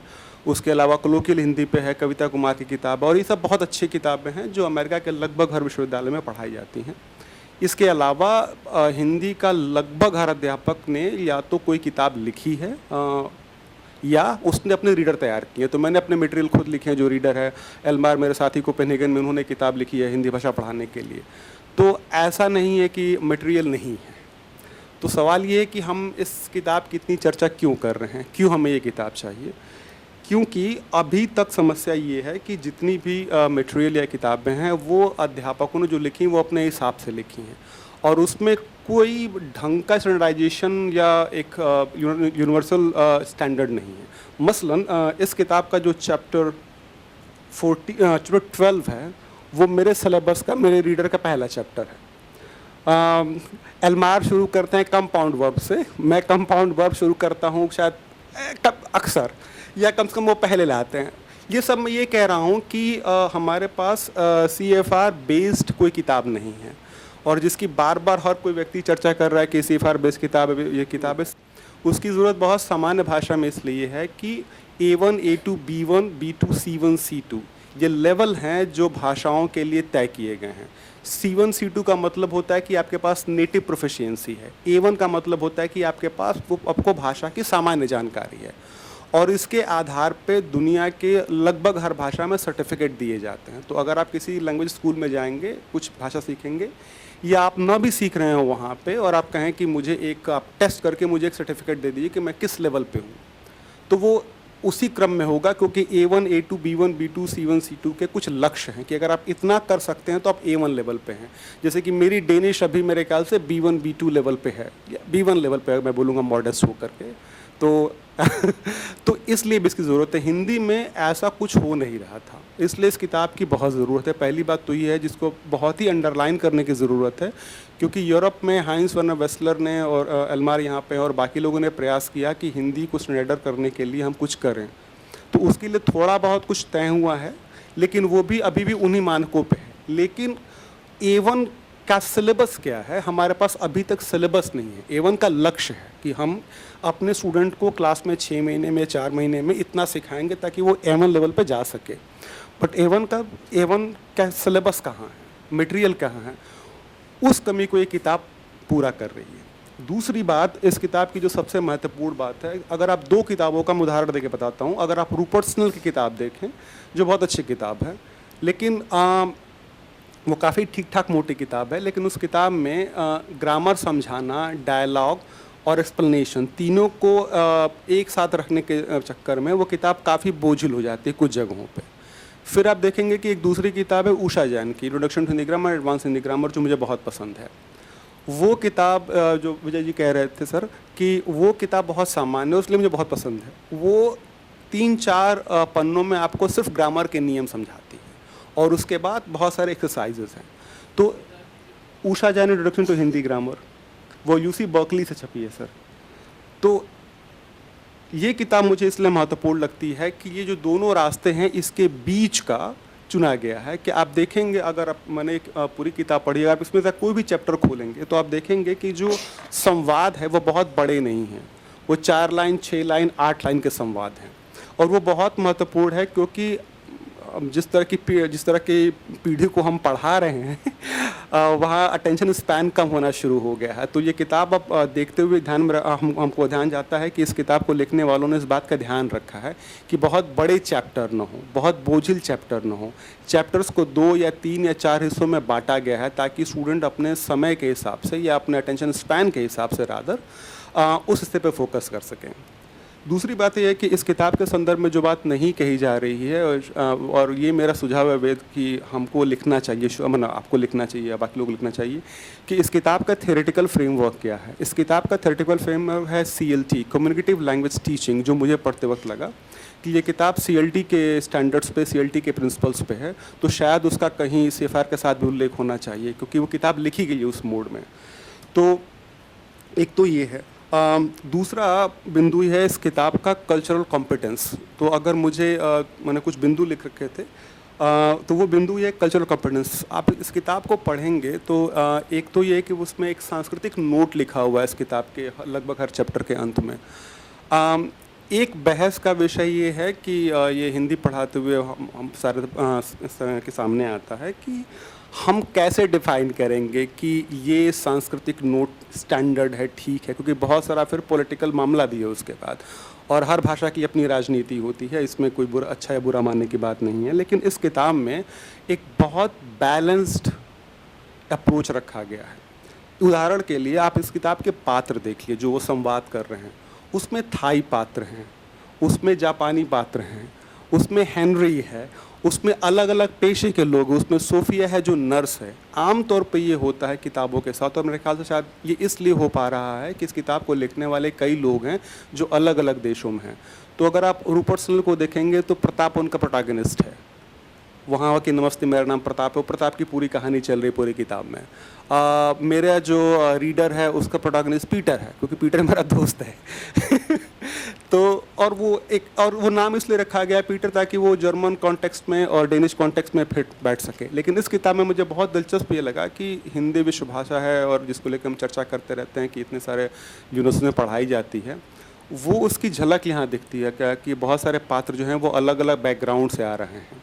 दूसरा कि ग्रामर और एक्सरसाइज का बहुत ही अच्छा तालमेल है, क्योंकि ऐसा नहीं है कि ग्रामर समझाने पे बहुत ज़ोर दिया गया है, बहुत मितव्ययी होकर के शब्दों के साथ इसके ग्रामर को लिखा गया है, जो बहुत चुनौतीपूर्ण काम है। क्योंकि मैंने खुद रीडर लिखे हुए और मैं जानता हूँ कि ग्रामर समझाते वक्त आप 1-1.5 पेज 2 पेज ले लेते हैं, लेकिन इस किताब में लेखकों ने ग्रामर एक्सप्लेन करते हुए इस बात का बहुत ध्यान रखा कि कम से कम शब्द इस्तेमाल किए जाएं, और जिसके लिए वो बहुत ही उनको धन्यवाद देना चाहिए। तीसरी इस किताब की सबसे महत्वपूर्ण बात है या उस क्रम में जो सबसे चैलेंजिंग है, क्या अगर आप एक कोई टेंस पढ़ा रहे हैं, जैसे मैं इस किताब का उदाहरण लूँ, शायद चैप्टर 6 या 7 है, वो कंटिन्यूस टेंस है, जा रहा हूँ, खा रहा हूँ, सो रहा हूँ, 7 है ना? हाँ। दिक्कत ये है कि हम जितने हिंदी भाषी हैं, आप कभी अभ्यास करके देखिए कि क्या आप एक टेंस में बोल सकते हैं। लगभग असंभव है, क्योंकि आप मिक्स करते हैं। नमस्ते, मेरा नाम विवेक है, मैं डेनमार्क से हूँ, मैं यहाँ रहता हूँ, कल मैं कोपेनहेगन जा रहा हूँ, लेकिन मेरी फ़्लाइट छूट गई, एटसेट्रा। तो अगर आप कोई बातचीत का टुकड़ा बना रहे हैं और उसको एक टेंस में रख सकते हैं, सबसे मुश्किल काम वो है। मैंने कुछ वीडियोस प्रोड्यूस किए हैं अपनी यूनिवर्सिटी के लिए, जिसमें मैंने ये काम किया है, तो मैं जानता हूँ कि कितना मुश्किल काम है। तो आप ये चैप्टर देखेंगे, चैप्टर 7, उसमें एक पूरा 8-10 वाक्यों का बातचीत जैसा मामला है, और वो पूरी बातचीत एक टेंस में लिखी हुई है कि तुम क्या कर रही हो, तुम ये बना रही हो, अच्छा मैं ये बना रहा हूँ, वो एक उसके और उसके सामने एक हलवाई की दुकान है, जो ग्रामर वो जो चैप्टर 2 में डिस्कस हुआ है, हलवाई मोटी मोटी जलेबियाँ बना रहा है। तो ये पूरा एक 5-6 वाक्यों का एक पूरा पैराग्राफ है, जो पूरा का पूरा कॉन्टिन्यूअस टेंस में है, और उसके अलावा और कोई टेंस नहीं आया है। हिंदी पढ़ाते हुए मैं जानता हूँ ये लिखना बहुत मुश्किल काम है, तो जिसने भी लिखा है ये, इसको बहुत बहुत धन्यवाद, सृजन को बहुत बहुत धन्यवाद क्योंकि ये सबसे बड़ा चैलेंज है। दूसरा और एक आखिरी 1-2 बातें, फिर मैं बात खत्म करता हूँ, समय भी हो रहा है। तो एक तो उच्चारण वाली बात तो मुझे बहुत पसंद आया कि आपने वो ऊ और जो हर्ष वाली उदाहरण दे रही थी, और रेट्रोफ्लेक्स वाली बात। अंत में मैं इस पे करूँगा कि इस किताब में शुद्धतावादी नज़रिया नहीं है, तो उसके लिए बहुत बहुत धन्यवाद। क्योंकि अगर आप हिंदी के बहुत सारे ऐप्स देखेंगे, डुओलिंगो और बहुत सारे ऐप्स, उसमें मुझे समस्या ये होती है कि कई बार कई ऐसे शब्दों के लिए हिंदी के ऐसे शब्दों का प्रयोग किया जा रहा है जो कोई नहीं बोलता है। जैसे एयरपोर्ट के लिए विमानपत्तन। लास्ट टाइम हमने आपसे कब बोला था कि मैं विमानपत्तन जा रहा हूँ, ठीक है, बहुत शुद्ध हिंदी वाला भी बोलता है हवाई अड्डा जा रहा हूँ, या एयरपोर्ट बोलते हैं या हवाई अड्डा बोलते हैं।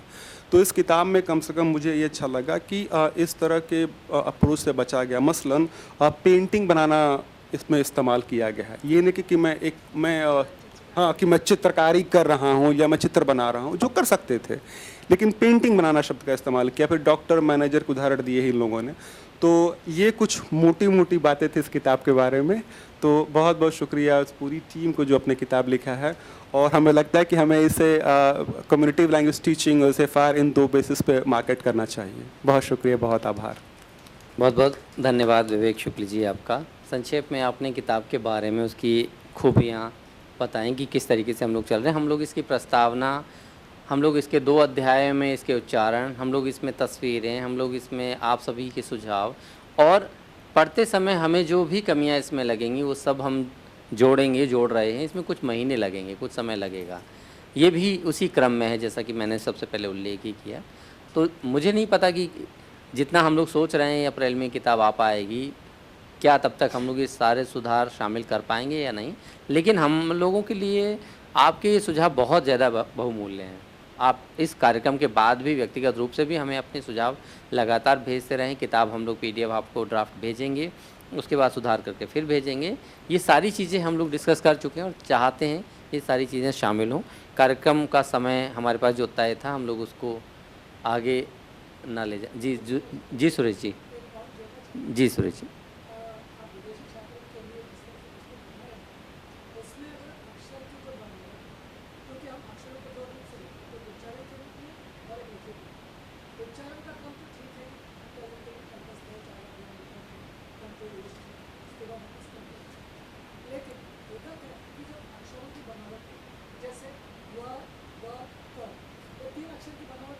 जैसे और लिखते समय स,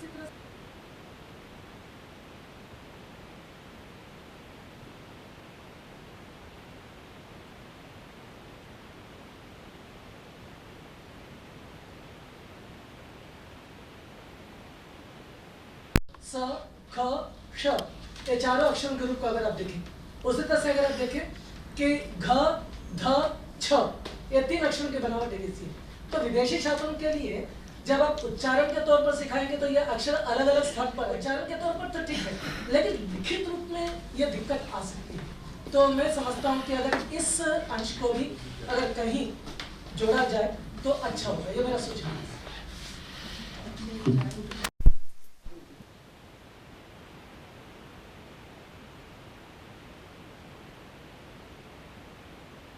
शेप तो ऑलरेडी कर रहे हैं। पूरे किताब में पूरे सभी स्वरों और सभी व्यंजनों को हम सिखा रहे हैं। इसके बाद ये समस्या नहीं रहेगी। तो सर वो तो क्रम में है। नहीं, किया इन्होंने ऑलरेडी किया। ये जो लिखने का तरीका है ना, घ लिखते समय गोल करना है, घ लिखते समय गोल नहीं करना है। ये यहाँ पे जब वो अभ्यास करेंगे ऑटोमेटिक ये अध्यापक पर बहुत डिपेंड करता है कि कैसे वो सिखा रहा है।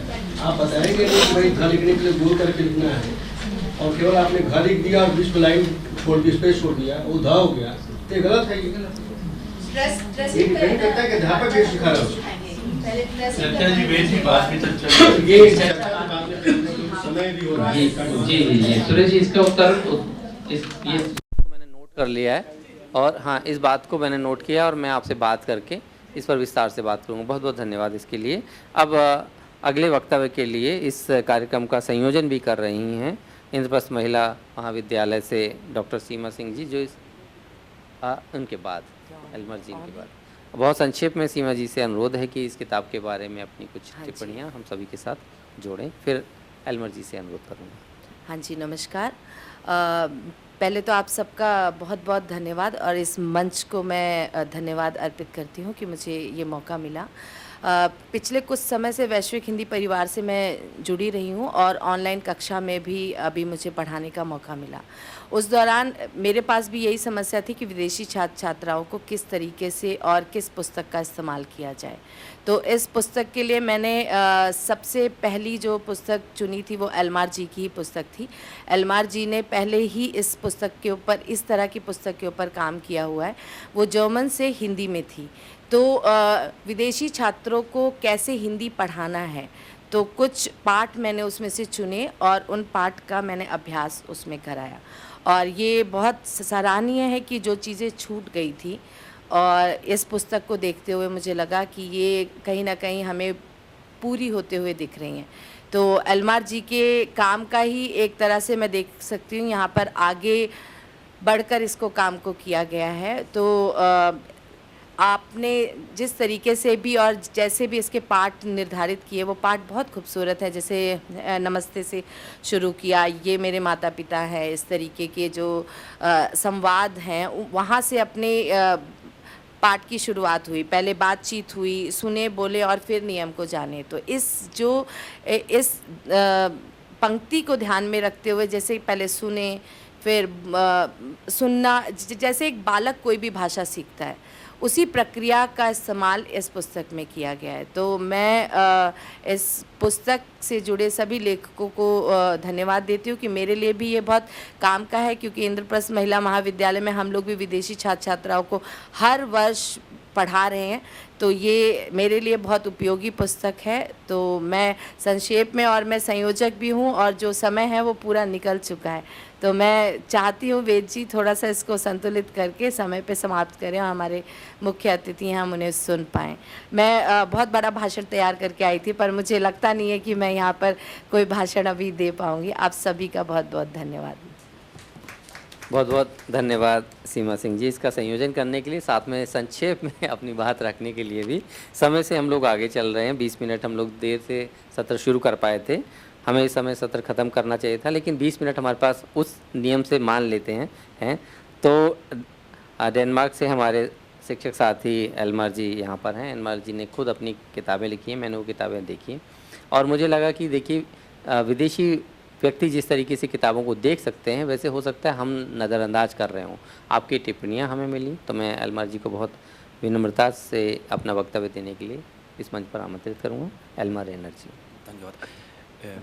हाँ, सभी को मेरा प्रणाम। मेरा नाम एल्मार रेनर है। मैं डेनमार्क में हिंदी सिखाता हूँ। वैसे मैं 15 साल से लगभग हिंदी सिखाता हूँ और सिखाते सिखाते खुद सीखता रहता हूँ। सबसे पहले मैं अपनी कृतिका और खुशी अभिव्यक्त करना चाहता हूँ कि मुझे इस सत्र में और इस प्रोजेक्ट में छोड़ा गया। जैसे आपने बताया था पहले, मैंने अपने एक मित्र विपुल गोस्वामी जो देहरादून में जर्मन के प्रोफेसर हैं, उनके साथ हिंदी की एक किताब लिखी और जो लिखते समय मतलब मैंने सीखा, अगर मैं उसके आधार पे इसमें अपना कुछ योगदान, मतलब इस प्रोजेक्ट में इसमें अपना कुछ योगदान कर सकूँगा, ये मेरे लिए बड़ी खुशी की बात है। वैसे हिंदी सिखाने के लिए बहुत कम सामग्री मिलती है। अंग्रेज़ी जैसी भाषाओं में शायद रोज़ एक नई किताब मिलती है, तो अगर हिंदी के लिए कुछ अच्छी किताबें बनेंगी ये बहुत अच्छा है। अच्छा, समय बहुत कम है तो मैं बस 2 विषयों पर बात करना चाहूँगा जो जिनका जिक्र अभी बार बार हो चुका है, क्योंकि वो इस काम के लिए बहुत बुनियादी हैं। एक ये यूरोपियन रेफरेंस फ्रेम जो है और दूसरी बात व्याकरण। तो यूरोपियन रेफरेंस फ्रेम जो है ये मतलब यूरोप नाम सुन के आज लोग हमेशा यूरोपियन यूनियन समझते हैं, पर इसके अलावा एक और देशों का संघ होता है, यूरोपियन काउंसिल ऑफ यूरोप, है ना। तो इन लोगों ने ये रेफरेंस फ्रेम निकाला 2001 में, और मतलब इसमें बहुत कुछ लिखा गया है, पर इसका एक बुनियादी सिद्धांत ये है, या एक बुनियादी तत्व ये है जो स्वतंत्रता कहते हैं। मतलब जब किसी को एक भाषा सीखनी है तो, या मैं ये चीज़ शायद बेहतर समझा पाऊँगा अगर मैं आपसे अगर अनुमति हो, मैं आपसे एक अभ्यास अभी कराऊँगा। मैं अभी आपसे कुछ जानना चाहूँगा और ये मैं आपसे अभी डेनिश में पूछूंगा, और जो 2 डेनिश भाषी साथ यहाँ बैठे हैं वो अभी कुछ ना बोलें। अच्छा, मैं आपसे ये जानना wer klokken, कैसी में वो klokken wer। अच्छा, अभी शायद कुछ समझ में नहीं आया, है ना। हाँ, बिल्कुल। तो इसको एक तरह का परातंत्र कहते हैं, क्योंकि आप स्वतंत्र इस भाषा में वो कुछ कर नहीं सकते, ठीक है।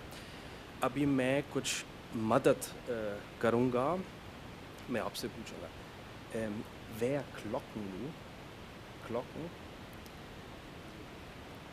कुछ समझ में आ रहा है कि समय पूछ रहे हैं कि समय क्या हुआ है शायद। हाँ, wer klokken, Sie die wohin? 5:35। अच्छा, 5:35। अच्छा, तो fem otral बोलिए। फेम ओथराल पता नहीं क्या है। हाँ, फेम ओथराल। हाँ, और इसको समझाने के लिए फिर व्याकरण की पढ़ाई की ज़रूरत है। पर उसमें ये मतलब ये दिखता है कि जब कोई एक भाषा सीखता है तो वो पहले मतलब एक बच्चे की तरह बिल्कुल मतलब स्वतंत्र नहीं है। तो ये ज़रूरी है कि जिससे बात हो वो थोड़ा धीरे बोले, वो समझा के बोले, इस तरह, है ना। तो ये जो रेफरेंस फ्रेम है, जो इसकी 6 वो श्रेणियाँ हैं, वो उस पढ़ते हुए स्वतंत्रता के हिसाब से बने हैं। ये क्रम मतलब जो बुनियादी क्राइटेरिया है वो यही है। और इससे कैसे संदर्भ चुने हैं और उसके हिसाब से फिर व्याकरण आता है। कहने का मतलब है कि व्याकरण बाद में आता है, मतलब जो फोकस है, और पहले भी इसका जिक्र हो चुका है, आपने बोला था ये जो प्रयोग है, भाषा का प्रयोग है, वो इसमें इस पर बहुत ज़ोर दिया गया। अच्छा, तो एक थी ये बात। अब मैं दूसरे विषय पर आना चाहूँगा, व्याकरण। तो हिंदी मतलब हर भाषा का अपना एक विशिष्ट व्याकरण सा होता है। वैसे हिंदी में बहुत सारी ऐसी संरचनाएं हैं जो दूसरी भाषाओं में नहीं होंगी या इस तरह से नहीं होंगे।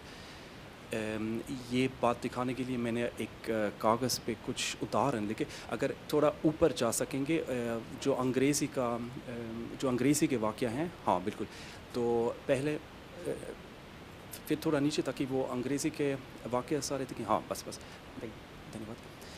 तो अगर हम अंग्रेज़ी में देखेंगे, जैसे I am doing such a thing, वो बस एक उदाहरण है। I did, I have to do, I am not able to do। Okay, ये दूसरा ये नहीं लिख मैंने। और फिर I can do और I want to do, ठीक है। अगर हम हिंदी में देखेंगे, अब अगर हम नीचे जाएंगे तो जो अंग्रेज़ी का I है, इसका अनुवाद तो मैं ही होगा। पर अगर हम इन बातों को हिंदी में कहेंगे तो कहेंगे ठीक है, मैं ऐसा कर रहा हूँ, मैंने ऐसा करना है, मुझसे ऐसा नहीं किया जाता है, या मुझ में ऐसा करने की क्षमता है और मेरा ऐसा करने का इरादा है ना। तो ये अलग अलग मतलब तरीके से बोला जाता है। अब इस चीज़ को कैसे समझाया जा सकता है छात्रों को, क्योंकि अगर इनको हिंदी बोलना सीखना है तो इनको ये सब सीखना है, नहीं तो वो मैं ही बोलेंगे, क्योंकि इनको लगता है आई का मतलब तो मैं है। तो अब इसको समझाने के लिए बुनियादी तरीके से दो रास्ते शायद होंगे।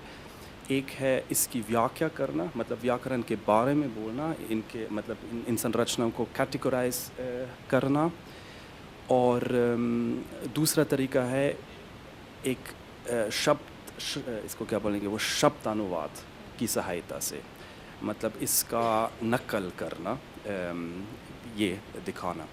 तो अगर हम इन वाक्यों को देखते हैं, ठीक है, मैं ऐसा कर रहा हूँ, इसका वो तो अंग्रेज़ी में होगा I am doing such a thing. अगर हम आखिरी वाक्य में जाएंगे, मेरा ऐसा करने का इरादा है ना, ये संरचना बिल्कुल अलग है। इसमें क्रिया है या एग्जिस्ट्स, समथिंग एग्जिस्ट्स, क्या है इरादा, या लाइक द इरादा अंग्रेज़ी में कैसे बोलेंगे, वो लाइक द इंटेंशन है ना, इंटेंशन एग्जिस्ट्स। फिर इंटेंशन करने का, ऑफ द डूइंग है ना, सच अ थिंग ऐसा, और ये लाइक द इंटेंशन एग्जिस्ट्स मेरा, as mine है ना। तो अनुवाद तो पूरी तरह गलत होगा अगर हम ऐसे करेंगे, पर क्योंकि वो अंग्रेज़ी में ऐसा बोला नहीं जाता है, पर इस तरह अगर ये किया जाता है तो जो हिंदी की संरचना है वो छात्रों को समझ में आती है। रहे बात समझाने का, उसके लिए कैटेगरीज की ज़रूरत है। और वैसे हिंदी व्याकरण पर बहुत शोध हो चुका है, हो रहा है, और आगे भी होना है, क्योंकि जो कैटेगरीज है अंग्रेज़ी के, वो अंग्रेज़ी के भी नहीं है, वो लैटिन के हैं, जो लैटिन की संरचनाओं के आधार पे बने हैं। अगर हम अंग्रेज़ी में इस पर बात करना चाहेंगे, वैसे परंपरा की मतलब व्याकरण के और परंपराएं भी है, पर जो अंग्रेज़ी की है वो लैटिन से आधारित है, और ये सारे कैटेगरीज जो हैं वो लैटिन के आधार पे हैं। अब इनको हिंदी के लिए, मतलब इनका प्रयोग अगर हिंदी के लिए करना है, ये मतलब ये सोचने वाली बात है। इसमें सब्जेक्ट की समस्या है ना। अंग्रेज़ी में एक कैटेगरी बनी है सब्जेक्ट, क्योंकि अगर अंग्रेज़ी में वो वाक्य देखें, इसमें सब्जेक्ट हमेशा एक ही हैं, वो फॉर्म के हिसाब से भी और मतलब के हिसाब से भी। अगर हम हिंदी के वाक्य देखेंगे तो जैसे मेरा ऐसा करने का इरादा है, अब सब्जेक्ट इसमें क्या है, क्रिया तो है पर क्या है, इरादा है ना। तो सब्जेक्ट दरअसल इरादा होना चाहिए, तो इरादा भी ना होता, तो इरादे से भी बुनियादी बात मैं भी है ना। तो अब इसके लिए अलग अलग जुगाड़ बने हैं, कुछ इसको लॉजिकल सब्जेक्ट कहते हैं, कुछ सेमांटिक सब्जेक्ट के बारे में बात करते हैं। तो इस तरह की समस्याएं होती हैं जब जब हमें हिंदी व्याकरण को समझाना होता है। और शायद इसका एक ही हल नहीं होगा, मतलब इसमें सोचना है और अलग अलग प्रयास होंगे जो सभी अच्छे होंगे, तो ये देखा जाएगा। हाँ, तो ये रही मेरी बातें, और अब बात जारी रहेगी। और बहुत बहुत धन्यवाद अलमर जी। व्याकरण को समझाते समय ऐसी ऐसी चुनौतियाँ आती हैं कि हम सोचते हैं, विद्यार्थी में कक्षा हम पढ़ते हुए विद्यार्थी सवाल करता है कि उसके घर गया और उसका घर अच्छा है, दोनों के बाद में पोस्ट पोजीशन नहीं है, लेकिन चेंज क्यों होता है उसका घर और उसके घर। ऐसा जैसे अलमार जी ने कहा कि ऊपर तो अंग्रेज़ी में आई है 6 बार 7 बार और नीचे मैं, मेरा, मुझे, मुझसे कितने सारे अंतर हैं। ये सारी चीज़ें किताब में ध्यान रखी जाएंगी और रख रहे हैं। इसके लिए समय लग रहा है, एक एक बात पे 2-2 घंटे 3-3 घंटे, एक एक हफ्ता लगता है। कोशिश करेंगे हम इन सारी चीज़ों को सुलझाने की। बहुत अच्छे वक्तव्य आप सभी ने दिए। अब मैं मुख्य अतिथि हमारे इस कार्यक्रम के प्रोफेसर अनिल राय सर, जो दिल्ली विश्वविद्यालय में वरिष्ठ प्रोफेसर हैं हिंदी विभाग में, साथ में डीन हैं अंतर्राष्ट्रीय मामले के, और आदिकाल के भक्ति काल के विद्वान हैं। उन्होंने न जाने कितनी पीढ़ियों को हिंदी यहाँ पे सिखाई है। मुझे भी हिंदी पढ़ने का गौरव मिला है। चीन के पीकिंग विश्वविद्यालय में 2.5 वर्ष आपने हिंदी पढ़ाई है। तो मैं आपसे अपने वक्तव्य के लिए निवेदन करता हूँ, प्रोफेसर अनिल राय सर। बहुत बहुत धन्यवाद डॉक्टर वेद प्रकाश। आज के इस सत्र के अध्यक्ष जापान के प्रसिद्ध विद्वान प्रोफेसर तोमियो मिज़ोकामी जी, डॉक्टर सृजन कुमार जी, डॉक्टर शिखा रस्तोगी जी, डॉक्टर एल्मर रेनर जोसेफ साहब, डॉक्टर विवेक शुक्ल जी, मेरे साथ डायस पर प्रोफेसर हर्ष बाला, कार्यक्रम के संचालक डॉक्टर वेद प्रकाश और इस कार्यक्रम की संयोजक डॉक्टर सीमा सिंह। सभागार में मेरे साथ डॉक्टर विजय कुमार मल्होत्रा जी, अनीता जी और मित्रों। बहुत लंबी चौड़ी बात हुई इस किताब को लेकर, और आप लोग जब बोल रहे तो मैं अपने कुछ नोट्स भी उस समय ले रहा था। 2.5 वर्ष तक मुझे भी आज से 14 साल पहले चीन के पीकिंग विश्वविद्यालय में इंडोलॉजी, प्राच्य विद्या और हिंदी भाषा और साहित्य तीनों पढ़ाने का अवसर प्राप्त हुआ। मैं बेसिकली साहित्य का विद्यार्थी हूँ। भाषा से कम ताल्लुक़ रहता था, उसका विज्ञान तो और भी मुश्किल होता था। एक ही किताब होती थी डॉक्टर भोलानाथ तिवारी की भाषा विज्ञान, और उसी से हम लोग नैया पार हो जाती थी। डरते थे भाषा विज्ञान पढ़ते हुए, डर लगता था, फिर भी नंबर ठीक ठाक आ गए, तो 50 में 30 नंबर आ गए थे। मैं जब चीन जा रहा था तो मैं बहुत परेशान था कि तो चाइनीज़ वैसे ही बड़ी कठिन भाषा है और चीनी विद्यार्थियों को पढ़ाना शायद और कठिन होगा। तो मैं इधर उधर, एक तो मुझसे पहले जो प्रोफेसर गए थे वो हिंदी के सुनामधन विद्वान विद्यानिवास मिश्र जी के दामाद थे। मैंने उनको बहुत संपर्क करने की कोशिश की, फ़ोन पर भी बातचीत हुई, लेकिन उनसे संवाद नहीं हो पाया। कभी ये व्यस्तता कभी व्यस्तता। मैं जानना चाह रहा था कि वहाँ जाना है मुझे पढ़ाने, तो कैसे आपने पढ़ाया, क्या किया, थोड़ा सा जानकारी चाहता था मैं। खैर वो नहीं हो पाया। फिर मैं गया केंद्रीय हिंदी निदेशालय की शरण में। आप लोग को मालूम होगा केंद्रीय हिंदी निदेशालय ने एक बहुत ही अच्छा लेसन तैयार किया था जो उस समय आउट ऑफ प्रिंट था। वहाँ पता नहीं विमल जी निदेशक थे या कौन थे, मैं गया वहाँ पर, मुझे वो मिली नहीं। फिर मुझे किसी ने कहा कि इनका एक बिक्री केंद्र है आपके कॉलेज के पास, जहाँ पर इस समय विधानसभा, उसके पीछे बिक्री केंद्र था, और वहाँ मुझे वो 10 रुपये की किताब मिली। वो किताब मैंने खरीदी। दूसरी एक और महत्वपूर्ण पुस्तक है हिंदी, खास करके विदेशियों को सिखाने के लिए। मुझे नहीं मालूम है कि वो विदेशियों को सिखाने के लिए लिखी गई थी, लेकिन बहुत बड़े एक भाषा के और पारिभाषिक शब्दावली के जानकार थे, डॉक्टर आरेंद्र शर्मा, आपने नाम सुना होगा जी। उनकी बड़ी महत्वपूर्ण पुस्तक है a modern basic grammar of modern Hindi. इतनी सिंपल अंग्रेज़ी में वो किताब लिखी हुई है। वो किताब मुझे मिली और उस किताब को लेकर के मैं चीन गया पढ़ाने। आप अगर डॉक्टर आरेंद्र शर्मा की किताब को ठीक तरीके से पढ़ लें तो आप रूपर्ट स्नेल की किताब भी मैंने खरीदी वहाँ चाइना में जाकर, लेकिन मुझे लगा कि मैंने अनावश्यक ये किताब खरीदी, मेरे लिए यही काफ़ी है।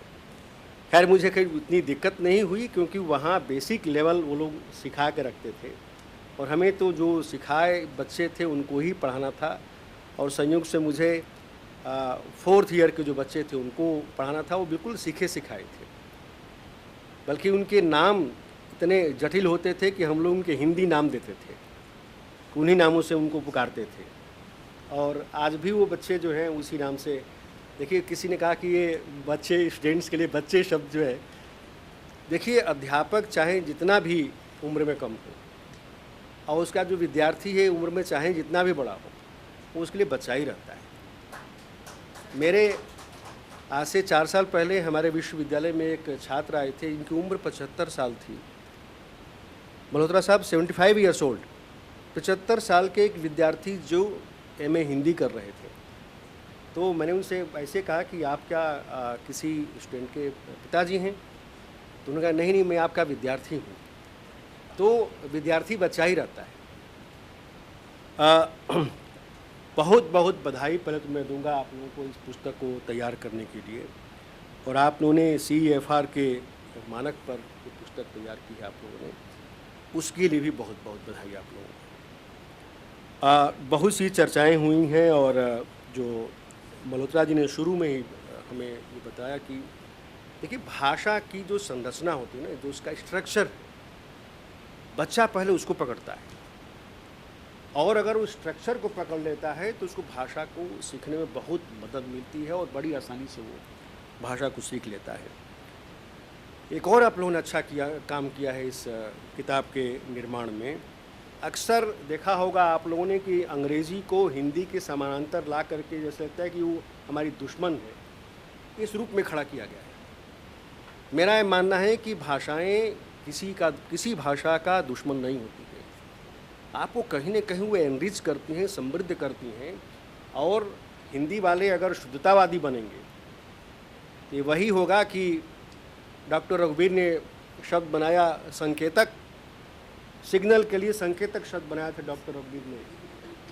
उसका मजाक उड़ाने के लिए लोगों ने कहा कि अरे ये तो शब्द बना दिया है लौह पथगामिनी गमनागमन सूचक पट्टिका।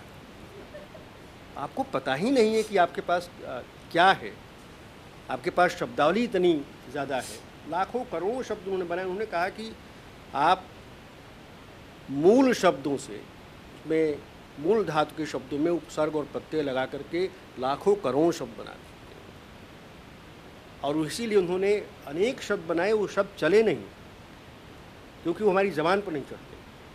बिल्कुल आप लोगों ने ठीक किया है कि बोल चाल की जो भाषा है, कबीर ने कहा था ना कि संस्कृत है कुपजल भाषा बहतानी, तो संस्कृत से मतलब उनका संस्कृत लैंग्वेज से नहीं था, संस्कृत का मतलब था कि जो संस्कृताइज हिंदी है।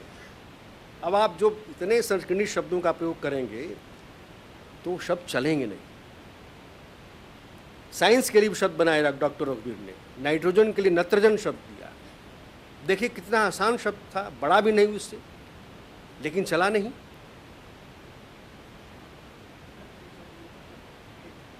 नहीं, नत्र से नेत्र का अभिप्राय नहीं, कन्फ्यूजन करने के लिए ठीक है वो बात है, लेकिन उन्होंने उसके लिए शब्द बनाए। और शब्द जो है, मैं कहता हूँ कि शब्द वही चलते हैं जो यूसेज में होते हैं, प्रयोग में होते हैं। भाषा में वही शब्द चल सकते हैं जो आप मुख सुख जिसमें होता है। इसीलिए देखेंगे कि आप जो एक मजदूर है वो स्टेशन नहीं बोल पाता है लेकिन स्टेशन बोलता है, लेकिन आप उसके लिए अगर स्टेशन के लिए एक नया शब्द बनाएंगे तो वे शब्द चलेंगे नहीं। स्टेशन हमारे पास कॉन्सेप्ट नहीं था, अवधारणाएं नहीं थी। जब अवधारणाएं आती हैं तभी शब्द बनते हैं। हमारे पास हेलो के लिए, मोबाइल के लिए हेलो ही शब्द है, सुनो नहीं कर सकते आप, सुनिए नहीं कर सकते आप, हाँ नहीं कर सकते आप उसके लिए, क्योंकि सबके लिए फिर अंग्रेज़ी में शब्द अलग अलग। तो हमने उसको एडॉप्ट कर लिया और इसलिए मैं कहता हूँ कि हमें आदानवादी होना चाहिए। जो अन्य भाषाओं के शब्द हमारी भाषा में आ रहे हैं उन शब्दों को बहुत आसानी से हमें स्वीकार करना चाहिए, नहीं तो हम दरिद्र होंगे। अंग्रेज़ी के इतने सारे शब्द आए हुए, मैं अक्सर कहता हूँ कि ऐसी भाषा है, समावेशी लैंग्वेज है, इंक्लूसिव लैंग्वेज है कि तमाम भाषाओं के शब्दों को उसने अपने भीतर बचाए हुए हैं। मुझे याद है सीमा हमारे साथ एक कॉन्फ्रेंस में कहाँ गए थे हम लोग, पोर्चुगल में, वहाँ समोसा मिला और पता ही चला कि अभी जो ICCR की DG हैं उस समय वहाँ पर उसकी राजदूत थी वहाँ पर। मैंने उनसे पूछा कि मैडम समोसा यहाँ पर, तो उन्होंने मुझे बताया कि प्रोफेसर राय समोसा जो है ये पोर्चुगीज़ का शब्द है और इसको हम लोगों ने हिंदी में एज इट इज़ स्वीकार कर लिया है। अब समोसा के लिए कोई तिकोना सा खाने के पदार्थ बनाएंगे तो नहीं चलेगा। बहुत से ऐसे शब्द हैं, बहुत से हमारी प्रांतीय भाषाओं के इतने सारे शब्द आए हुए हैं हमें हिंदी में कि हम लोगों को मालूम ही नहीं है। तो उन चीज़ों को जानने की ज़रूरत है। एक और बताऊं आपको, कामता प्रसाद गुरु का जो व्याकरण है ये उसी तरह से है जैसे हिंदी में आचार्य रामचंद्र शुक्ल का हिंदी साहित्य का इतिहास है। लेकिन एक और रशियन विद्वान है, रूसी विद्वान हैं, उनका नाम है डॉक्टर जालमन दिमशित्स। जालमन दिमशित्स ने हिंदी का व्याकरण हिंदी में लिखा है।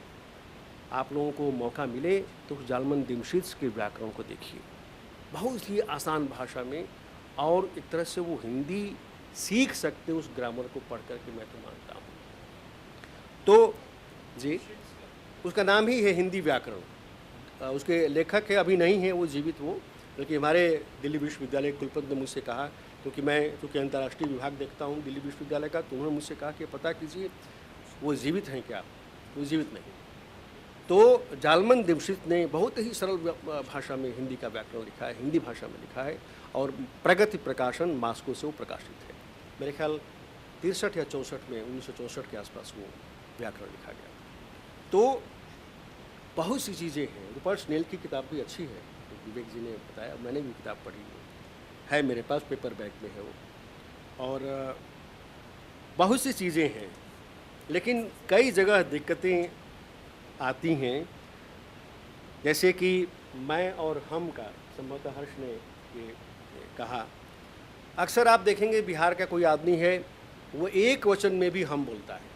हम गए थे, तो जो विदेशी बच्चा हिंदी सीख रहा है उसको हमें बताना पड़ेगा कि हमारे कई कल्चरल मतलब से स्तर, प्रांतों में अलग अलग प्रयोग होते हैं। तो हमें समझाना पड़ेगा कि हमारी जो सांस्कृतिक विरासत है उसमें इस तरह के अनुष्ठान हैं, और उनको भी बताना पड़ेगा कि बिहार का आदमी है या और भी पूर्वी उत्तर प्रदेश का है, वो ऐसा नहीं कि वो गलत बोल रहा है, वो हमारे भीतर में, हमारे यहाँ कहा जाता है कि हम मैं वाला जो भाव है वो नहीं होना चाहिए। इसलिए वो कहता है कि हम जा रहे हैं, लेकिन उसको पता है कि मैं ये गलत लिखने में नहीं लिखता है, गलत लिखने के लिए वो मैं जा रहा हूँ लिखता है। तो ये समझाना ज़रूरी है। दूसरा, रू और रू, अक्सर हम लोग गलतियाँ करते हैं, हिंदी वाले भी करते हैं। हमारे विश्वविद्यालय के वाइस चांसलर ने ये बात कही, और बड़ी अच्छी बात थी हर्षदीप की वहाँ पर। उन्होंने कहा कि हिंदी वाले इस बात का घमंड न करें कि वही हिंदी खाली विकास कर रहे हैं। मैं तो विदेशी विद्वानों का नतमस्तक हूँ, और इससे बड़ी बात क्या हो सकती है कि हिंदी का पहला इतिहास ही फ्रेंच विद्वान ने लिखा है। तो हिंदी का उपकार हिंदी से इतर लोगों ने किया है, विदेशी लोगों ने किया है, इस चीज़ को हम नकार नहीं सकते हैं। रुपया और रुपया, अक्सर मैं देखता हूँ कि लोग रुपया की जगह रू वाला ही, बड़ा वाला ही लगाते हैं। तो वो इस तरह की चीज़ें हैं, इनको समझाने की ज़रूरत है। जैसे क के लिए आपने मेरे ख्याल के भी लिखा हुआ है, और शायद ए भी लिखा हुआ है, का ना, का नहीं होता है। हाँ, का इसलिए लोग उच्चारण करते, मैं बताऊँ क्यों होता है। उच्चारण इसलिए लोग करते हैं, एक तो आप लोग सब जानते हैं कि कोई भी व्यंजन बिना स्वर की सहायता से उच्चारित नहीं हो सकता है। आप उच्चारण करके देखिए, क में अगर अ नहीं लगाएंगे तो उच्चरित होगा नहीं, क होगा, वो क नहीं होगा। हाँ, तो ये भारत सरकार को कई बार बड़ी मुसीबतें हो जाती हैं। यहाँ एक अशोक होटल है, 5 स्टार होटल है अपने ज़माने का, सब लोग उसको अशोका होटल बोलते थे, इसलिए कि उसका जो अंग्रेजी उच्चारण है, स्पेलिंग है, उसमें ASHOKA है। अब वो ग्रामेटिकली की तो सही है, व्याकरण के हिसाब से सही है, लेकिन लोगों ने वो अशोक को अशोका बना दिया, इसलिए उसको ए हटाना पड़ा। ठीक है ना? तो हमें ये इन सब चीज़ों पर भी ध्यान रखना पड़ेगा, और मैं समझता हूँ कि पुस्तक के लेखकों ने अपनी बड़ी मेहनत की है और अपने बड़ी मेहनत से ये तैयार किया है। स्त्रीलिंग आएगी। अभी हमें बताना पड़ेगा कि भाई अगर महिला है तो आएगी, पुरुष है तो आएगा, लेकिन अंग्रेजी में तो एक ही है, क्योंकि अंग्रेजी को भी ध्यान में रख करके हमने ये ग्रामर बनाया है।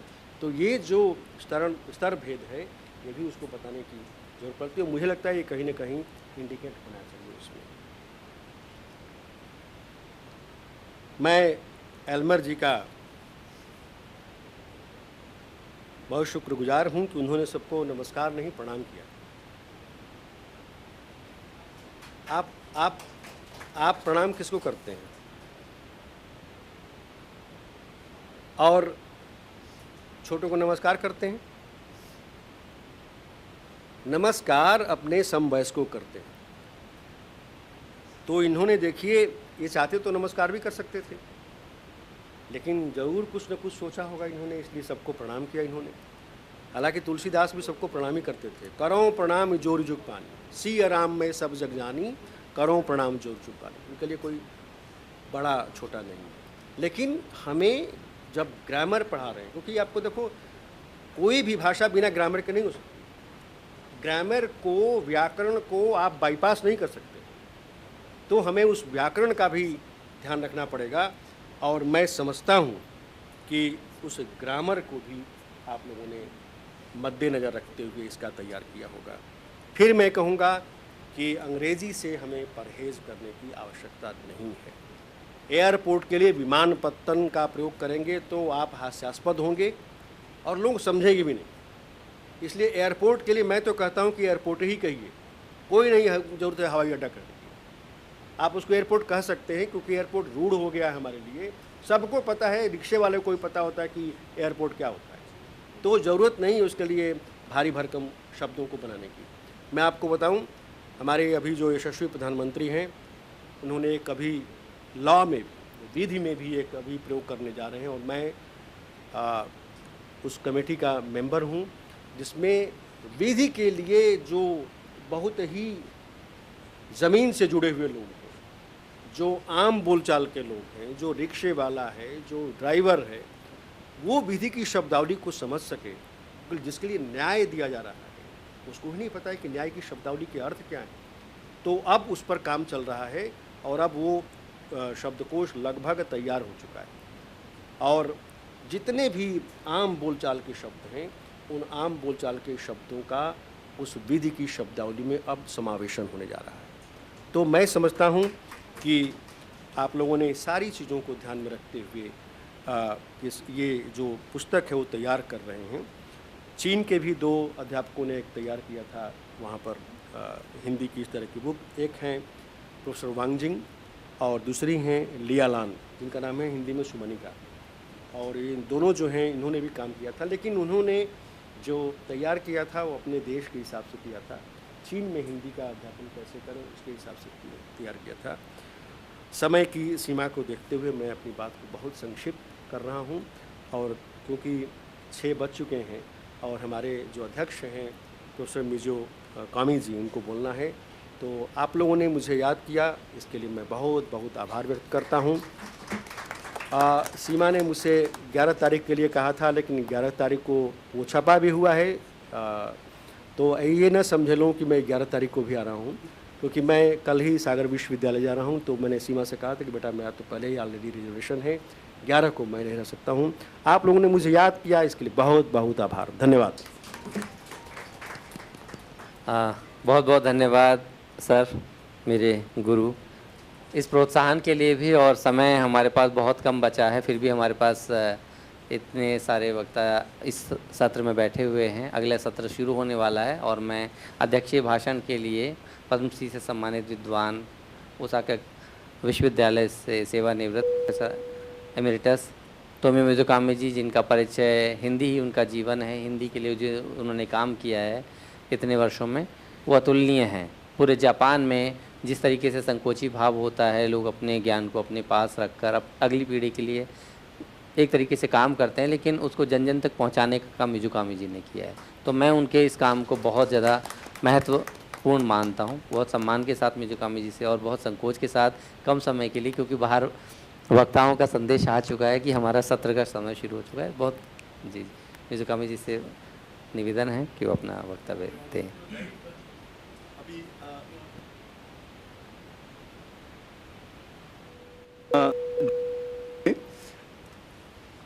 आई अंग्रेजी में आई को के बहुत वाक्य लिखे और उसकी तुलना में बहुत अच्छा उदाहरण दिया।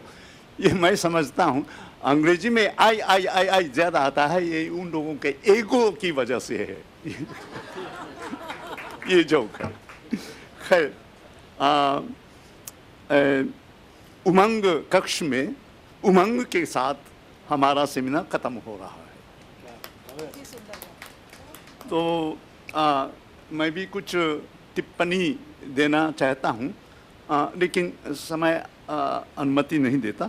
खैर, ये पहले मैं ये सभी लेखकों को बहुत बधाई देता हूँ। ऐसी पुस्तक अभी तक कभी नहीं मिली।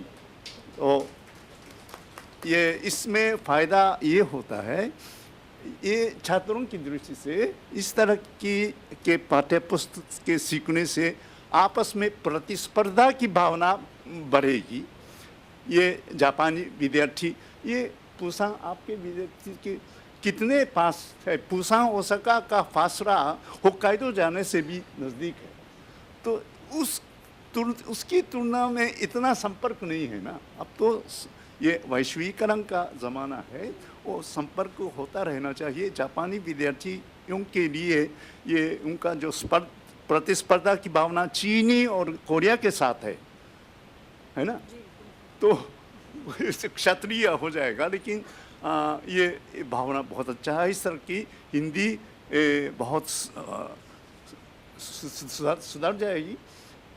तो मैं आशा करता हूँ और विश्वास करता हूँ ये पुस्तक खूब छपे और दुनिया भर के विद्यार्थी सीखें।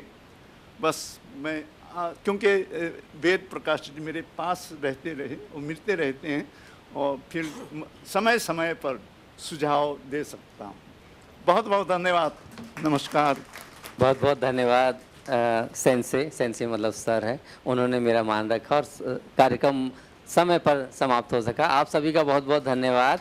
आप सभी का, श्रोताओं का भी और हमारे विद्वान वक्ताओं का धन्यवाद। नमस्कार।